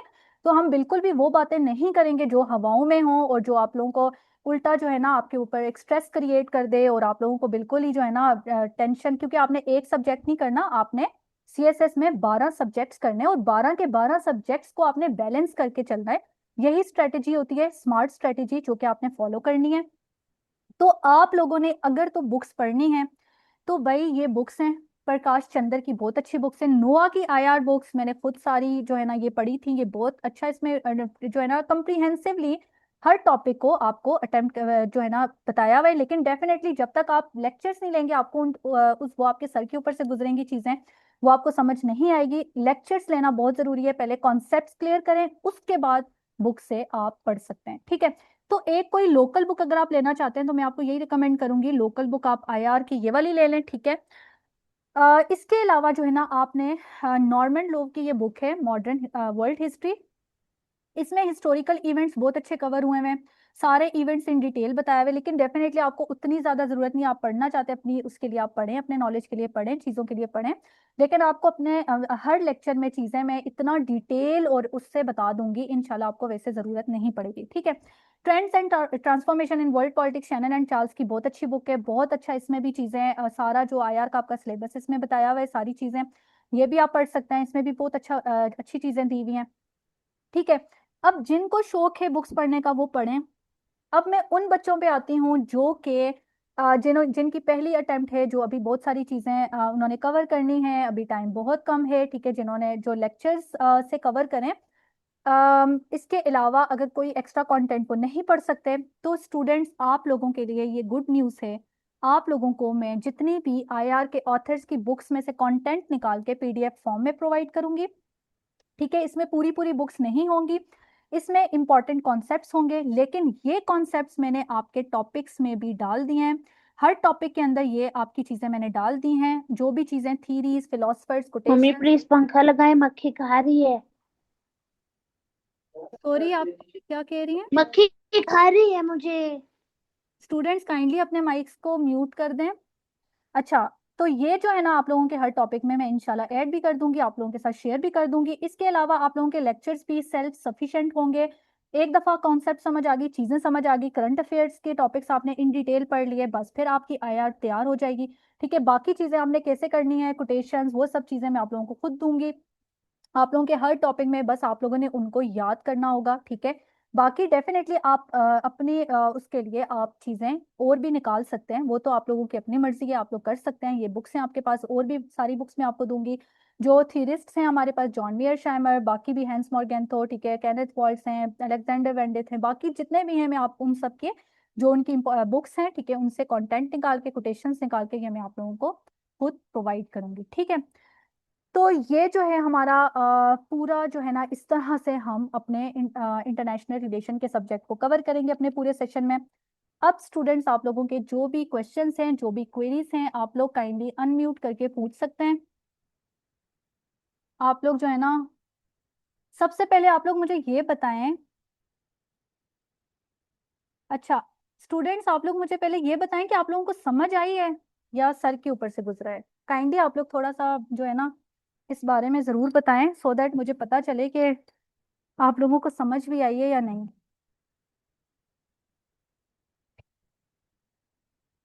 समझ आई है आप लोगों को?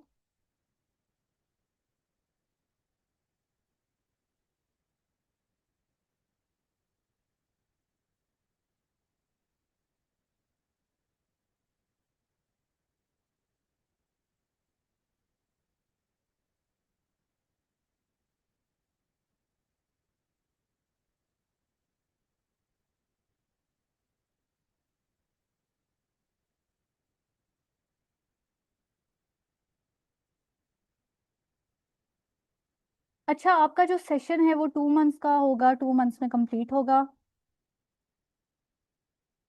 Thank you Hira, thank you so much Salman. अच्छा, आप लोगों को ना अब मैं थोड़ी देख लेती हूँ जिनकी क्वेरीज हैं, अगर आप लोगों को समझ आई है सो दिस इज गुड। अच्छा,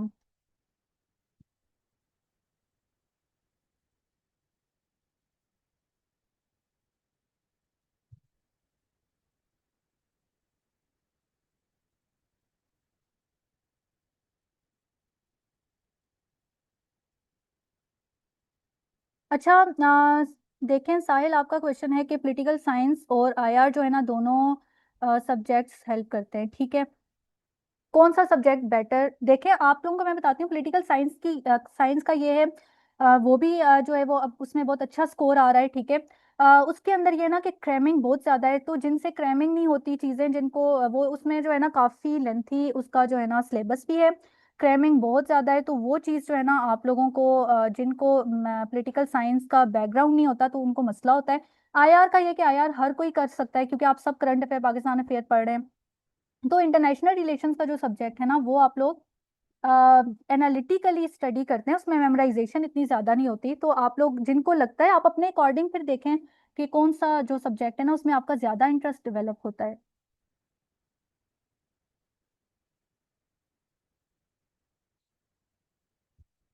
देखें आईआर का अगर हम स्कोरिंग ट्रेंड देखें, अच्छा मैं आप लोगों को ना एक मजे की बात बताती हूँ, जो स्कोरिंग ट्रेंड है ना वो चेंज होता है, ठीक है। ये कोई भी नहीं कह सकता कि अगर पॉलिटिकल साइंस का इस साल स्कोरिंग ट्रेंड अच्छा है या आईआर हिट हुई है तो अगले साल क्या होगा, आईआर का स्कोर जो है वो अच्छा आ जाएगा। तो हम ना इसको अल्टरनेट ईयर्स में देखते हैं, ठीक है। अगले साल जो है क्या होगा, आईआर का अच्छा स्कोर आ जाएगा, पॉलिटिकल साइंस हिट हो जाएगा। तो एग्जामिनर जो है ना वो बहुत ज्यादा टेस्ट करता है इस चीज को। अगर बहुत से स्टूडेंट्स अब जैसे पॉलिटिकल साइंस उन्होंने ऑप्ट करना स्टार्ट कर दिया है, तो मुझे यही लगता है आगे ट्रेंड चेंज होगा। और अब आईआर जो हिट हो रहा था, तो आईआर में जो है ना पॉलिटिकल साइंस जो है वो हिट होने के चांसेस हैं। लेकिन डेफिनेटली जो भी सब्जेक्ट है आप अच्छा अटेम्प्ट करेंगे उसमें आपका अच्छा स्कोर आएगा। अच्छा फाजल, कंस्ट्रक्टिविस्ट क्रिटिकल थ्योरी जो है ना वो ये सिंपली, अभी भी आपको वैसे तो डिटेल आपको मैं लेक्चर में बताऊंगी, इसमें सिंपल ये कॉन्सेप्ट है कि हर चीज कंस्ट्रक्टेड है, ठीक है। आपकी स्टेट की जो भी आइडेंटिटी आप बनाते हैं ना वो कंस्ट्रक्टेड होती है, या तो आपकी आइडियोलॉजी के बेस पे या आपकी हिस्ट्री के बेस पे। जैसे इसकी मैं आपको सिंपल एग्जांपल दूं तो पाकिस्तान और इंडिया, ठीक है। पाकिस्तान और इंडिया की जो कंस्ट्रक्टिविस्ट ये जो एक अप्रोच है, जो कि इंडिया पाकिस्तान का दुश्मन है, पाकिस्तान इंडिया का, इसकी रीजन क्या है, हमारी आइडियोलॉजी, हमारी हिस्ट्री, ठीक है। जिस तरह से जो है ना हम लोग पहले सब कॉन्टिनेंट में जो भी सिचुएशन थी, फिर इंडिपेंडेंस होती है, वो सारा जो है इसमें आ जाता है, ठीक है।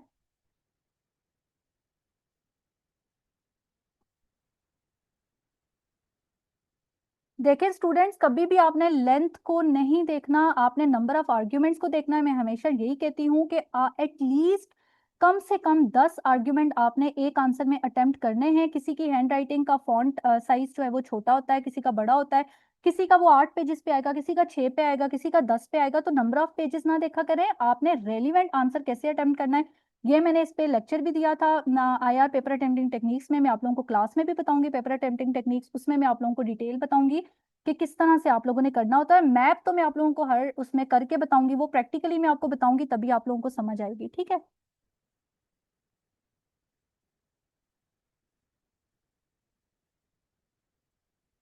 अक्टूबर में आपका एग्जाम है, दिस अगस्त सब इंशाल्लाह अक्टूबर तक कंप्लीट हो जाएगा।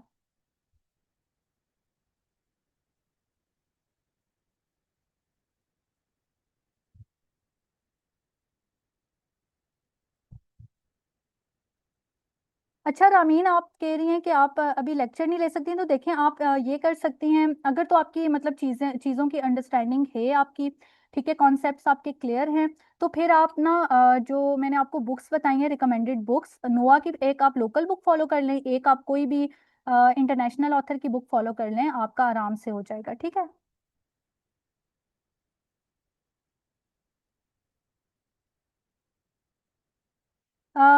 सर बिलाल पाशा के, ओके। देखें स्टूडेंट्स, आप लोगों को मैं बताती हूँ, सलमान इसमें ये होता है, ये किसने क्वेश्चन पूछा है सर बिलाल पाशा वाला, अच्छा सलमान, देखें जो है ना सर बिलाल पाशा के लेक्चर्स, आई नो वो मेरे भी टीचर थे, मैंने उनसे यूएस हिस्ट्री पढ़ी थी नोआ में। बहुत अच्छा पढ़ाते थे इंडीड। उनका उनकी स्ट्रेटेजी थोड़ी डिफरेंट थी ना, वो इस तरह से ऑनलाइन जब वो पढ़ाते थे ना वो पेज के ऊपर लिख के बताते थे। तो आईआर ऐसा सब्जेक्ट मुझे नहीं लगता है कि जो इस तरह से चीजें आपको समझ आ जाएं, जब तक आप प्रॉपर सिस्टमेटिक ऑर्गेनाइज्ड वे में चीज़ों को नहीं करते क्वालिटी कंटेंट के साथ। तो अगर कोई आपको जुबानी पढ़ाएगा, आपको उस तरह से चीज़ें नहीं बताएगा, तो वो चीज़ें फिर आपकी इस तरह कवर नहीं होती, ठीक है। तो ये भी एक चीज़ है इसमें, क्योंकि डेफिनेटली आपने जार्गन्स आपके फिंगर टिप्स भी होने चाहिए आईआर के। जब आप पूरा कंटेंट, अच्छा कंटेंट पढ़ेंगे, रीड करेंगे, तभी तो वो जार्गन्स आप इनकॉर्पोरेट कर सकते हैं ना अपने पेपर में। हाँ ओके, रियल मी, ये कौन है, रिवीजन क्लास वॉज हेल्पफुल, आपने 2026 की अटेम्प्ट दी है, पेपर अटेम्प्टिंग टेक्निक्स की आपने क्लास ली थी।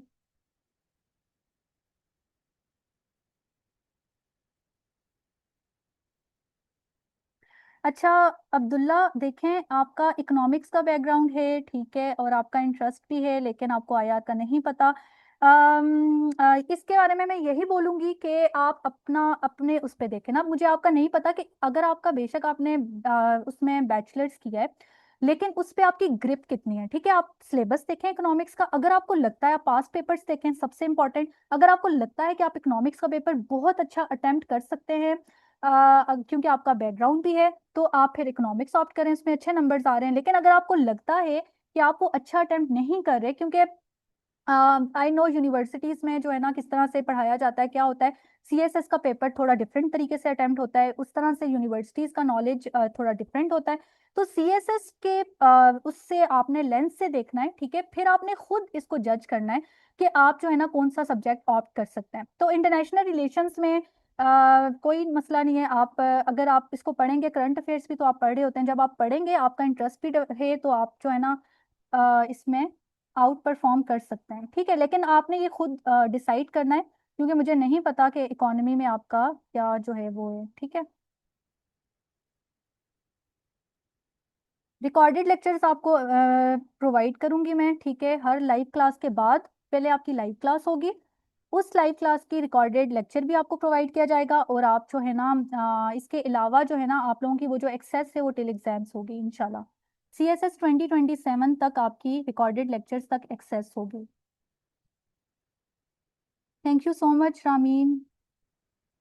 अच्छा स्टूडेंट्स, आप लोग काइंडली, सर उस्मान का नंबर आप सबके पास होगा, आप ना उन्हें जाके प्लीज अपना फीडबैक शेयर करें, उनके नंबर पे एक मैसेज छोड़ दें। ठीक है, सर उस्मान के नंबर पे काइंडली आप लोग सब सर उस्मान के नंबर पे लाजमी फीडबैक शेयर करें। अगर मैंने आप लोगों के लिए इतनी एफर्ट किया, आप लोग मेरे लिए थोड़ी सी एफर्ट जरूर करें।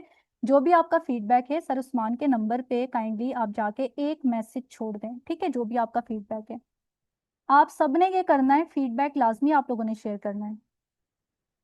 मैम लेक्चर्स कंटेंट, यस, आपके पोर्टल पे लेक्चर्स अवेलेबल होंगे। ठीक है, A to Z सारी डिटेल्स सब कुछ आपके उस पे अवेलेबल होगा।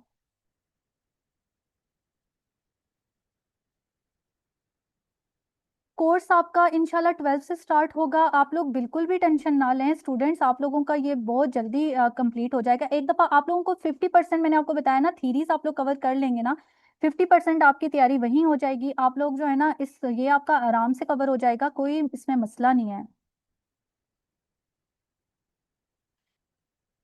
टाइमिंग्स आपकी 4 to 6 ही हुआ करेंगी। आपकी मंडे ट्यूसडे वेंसडे को क्लास होगी, इसलिए मैंने ये बहुत ही डिलिबरेटली चीज ये टाइमिंग रखी है, और ये जो है ना डेज रखें, क्योंकि आप लोगों को मैं टाइम दूंगी ताकि वो कॉन्सेप्ट्स आप ग्रास्प करें, एब्जॉर्ब करें।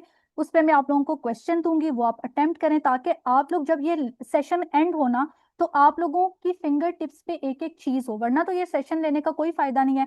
ताकि आप लोगों को एटलीस्ट, अगर मैं आप लोगों के लिए मेहनत करूंगी, एफर्ट करूंगी, तो आप लोग भी उसमें, आपको टाइम में दूं, आप लोग भी एफर्ट पुट करें, और आप लोग इसमें इंशाल्लाह जो है ना आउट परफॉर्म करें। पेपर 2 में जो भी इंपॉर्टेंट टॉपिक्स हैं, यस मैं आप लोगों को सारे पढ़ाऊंगी, जो करंट अफेयर्स के टॉपिक्स हैं वो भी पढ़ाऊंगी। बाकी जो है ना जो सर उस्मान के सेशंस में उनको तो ज़रूरत नहीं पड़ेगी, डेफिनेटली वो सर उस्मान के लेक्चर से सारे कवर कर लेंगे। बाकी सारा सिलेबस जो भी है वो हम पढ़ेंगे, ठीक है, इन डिटेल पढ़ेंगे। रिकॉर्डेड लेक्चर ओरिएंटेशन क्लास की भी शेयर हो जाएगी बाकी भी आप लोगों के साथ। हर लेक्चर की रिकॉर्डेड जो लेक्चर है वो शेयर हुआ करेगा। ठीक है, हर चीज आपके फैक्ट्स, फिगर्स, कोटेशंस, बुक्स, एक एक चीज अपडेटेड कंटेंट के साथ में, आपके नोट्स ऐसे ही, लेक्चर्स ऐसे ही मैंने बनाए, वो सब आपके उसमें होगा। ठीक है, अच्छे ऑथेंटिक सोर्सेज के साथ। नहीं नहीं, आप लोगों को सर्च करने की जरूरत नहीं पड़ेगी। मैंने आप लोगों को बोला, आप लोग से बस आपका काम ये होगा, आपने समझना है, ये मेहनत आपने करनी है क्लास लेने की, आपने ये मेहनत करनी है उसको इम्प्लीमेंट करने की, पेपर अटेम्प्ट करने की। ठीक है, बाकी चीजें मैं आप लोगों को सारी खुद प्रोवाइड करूंगी इंशाल्लाह। स्टूडेंट्स आप लोग प्लीज थोड़ा सा अभी टाइम निकालें, जस्ट 5 मिनट्स लगेंगे। सर उस्मान के नंबर पे अपना फीडबैक प्लीज जरूर शेयर करें। Thank you so much Salman, thank you so much. अच्छा, जब ना एक मैं आप लोगों को बताती हूँ, ऐसा टीचर सबसे ज्यादा जो है ना खुशी तब होती है आपको जब आप पढ़ाते हैं और स्टूडेंट्स को समझ आती है। तो यही मेरा मोटिव है कि स्टूडेंट्स को एक एक चीज समझ आए, एक अगर कोई बिगनर है तो उसको भी समझ आए, अगर किसी का कॉन्सेप्ट क्लियर है तो उसके लिए भी चीजें एडेड हों उस लेक्चर में। तो ये जो है ना इंशाल्लाह चीजें आप लोगों की बहुत आसान करके मैं आप लोगों को पढ़ाऊंगी। आप लोगों का जो है ना कोई भी चीज इंशाल्लाह आपके सर के ऊपर से नहीं गुजरेगी, ठीक है। हाँ, किसी का और कोई क्वेश्चन है काइंडली आप लोग पूछ लें, फिर हम जो है ना क्लास को एंड करते हैं। हाँ ओके, थैंक यू सलमान। इंशाल्लाह इंशाल्लाह you will witness your progress in the end of the session. ये तो मेरी रिस्पॉन्सिबिलिटी है, ठीक है, कमिटमेंट है मेरी आप लोगों के साथ, जो डेफिनेटली मैंने खुद पूरी करनी है। पेपर 2 में जो भी टॉपिक्स होंगे मैं आप लोगों को बताऊंगी, करंट अफेयर्स के डेफिनेटली मैं आप लोगों को सारे टॉपिक्स, कोई भी सिलेबस की चीज स्टूडेंट्स में नहीं छोड़ूंगी। ये मेरा रूल है मेरे हर सेशन का कि कुछ भी मैं छोड़ती नहीं हूँ पढ़ाने के बगैर, ठीक है। कभी भी मैं सिलेक्टिवली स्टूडेंट्स को नहीं पढ़ाती। डेफिनेटली मैं ये चीज जरूर करती हूँ, जो मोस्ट इंपॉर्टेंट टॉपिक्स है उसमें ज्यादा डिटेल्स चीजें होंगी, जो थोड़ा लीस्ट इंपॉर्टेंट है उसको हम सारा तो पढ़ेंगे, लेकिन मैं वो चीजें साथ साथ हर टॉपिक में आपको बताती हूँ, ठीक है। क्या इसका आपको मैं एनालिसिस भी करके बताती हूँ, वो हर लेक्चर में आप लोगों को खुद ही समझ आ जाएगी, ठीक है। आप लोगों की एक एक चीज फिंगर टिप पे होनी चाहिए, आपके हर टॉपिक से रिलेटेड कोई भी चीज ऐसी नहीं होनी चाहिए जो आपको ना आती हो, ये मेरा मोटिव है, ठीक है। मैप बनाना बहुत लाजमी है सजाद, आप लोगों को मैं मैप बनाना सिखाऊंगी हर लेक्चर में। आप लोगों के सारे लेक्चर्स लाइव होंगे, सारे आप लोगों के लेक्चर्स लाइव भी होंगे। उस लेक्चर की उस क्लास की रिकॉर्डेड जो है ना लेक्चर भी आपको मैं दूंगी। यस, जैसे सर उस्मान देते हैं। Can we share? यस, आप लोग बिल्कुल, आप लोग अपने पेपर्स मेरे साथ शेयर करें, ठीक है। बहुत से स्टूडेंट्स करते हैं, मैंने जो है ना 2026 से पहले बहुत सारे स्टूडेंट्स के पेपर्स इवेलुएट किया। आई होप, मुझे अब रिजल्ट का इंतजार है कि उन सब ने जो है ना अच्छा स्कोर किया हो। अदर देन टेस्ट भी आप करवाएं, मुझे तो बहुत खुशी होती है जो स्टूडेंट्स जो है ना एफर्ट करते हैं और वो चीज़ें काम कर रहे होते हैं। क्योंकि आप लोगों को मैं एक मज़े की बात बताऊं, बहुत कम स्टूडेंट्स होते हैं जो रियल एफर्ट पुट कर रहे होते हैं, तो मुझे बहुत ज़्यादा खुशी होती है जब मैं ये देखती हूँ कि जो स्टूडेंट्स काम कर रहे होते हैं डेडिकेशन के साथ, पैशन के साथ, तो उनको फिर मुझे भी जो है ना गाइड करते हुए बहुत मज़ा आता है। समर, अच्छा, यू गॉट 143 मार्क्स, वाओ। ठीक है, तो फिर तो आपको, आपके अगर ऑलरेडी इतने अच्छे नंबर्स हैं तो फिर आप उनको रिवाइज करें जो आपने जिस तरह किया था।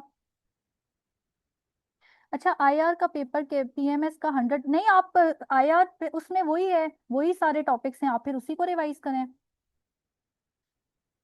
आप उसको रिवाइज करें और वहीं से ही आपका पेपर अटेम्प्ट हो जाएगा अगर आपने इतने अच्छे नंबर्स लिए हैं। टाइम जो है वो होगा, टाइम आपका होगा 4 to 6, डेज होंगे Monday Tuesday Wednesday. Salman, should I opt history और पब्लिक एड स्कोरिंग ट्रेंड?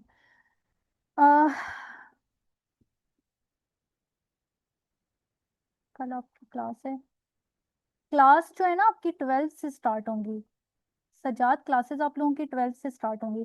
अच्छा, आपने पूछा है कि आपको हिस्ट्री ऑप्ट करना चाहिए या हिस्ट्री, मतलब हिस्ट्री का सब्जेक्ट अपना है, पब्लिक एड का अलग ग्रुप है। पब्लिक एड भी हाईएस्ट स्कोरिंग सब्जेक्ट है, लेकिन पब्लिक एड में ना बहुत लेंथी सिलेबस है, ये भी आप देख लें। पब्लिक एड में चीज़ें थोड़ा, मतलब उसमें चीज़ें कॉन्सेप्ट्स भी काफ़ी ज़्यादा है, मेमोराइज भी करनी पड़ती हैं। अब आप ना अपना इंटरेस्ट भी देखा करें, ठीक है। स्कोरिंग ट्रेंड तो डेफिनेटली आपने देखना है, इंटरेस्ट भी देखें। हिस्ट्री की अगर हम बात करें तो ब्रिटिश हिस्ट्री में काफ़ी अच्छे नंबर आ रहे हैं, यूरोपियन हिस्ट्री में अच्छे नंबर्स आ रहे हैं, ठीक है। इंडो पाक हिस्ट्री में अच्छे नंबर्स आ रहे हैं, तो आप लोग ये सब्जेक्ट्स भी ऑप्ट कर सकते हैं।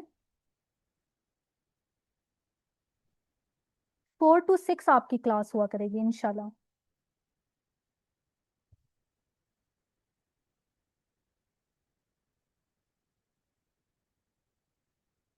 टाउन प्लानिंग, टाउन प्लानिंग का मुझे, मैंने, मेरा सब्जेक्ट नहीं था इसका, इन सॉरी मुझे इतना आइडिया नहीं है। इसमें जो है ना आप लोग, पता है आप क्या किया करें, मैं आप लोगों को तरीका बता देती हूँ, ठीक है। आप लोग ये किया करें, पहले ना आप लोग पास्ट पेपर्स के क्वेश्चंस देखा करें, ठीक है। सबसे पहले सिलेबस देखा करें, पास्ट पेपर 5 साल के पेपर्स निकाल के देखा करें। आप लोगों को खुद ही समझ आ जाती है कि ये टॉपिक्स किस तरह से हैं। आपको आप फिर उसके बाद आप अपना इंटरेस्ट देखा करें, ठीक है।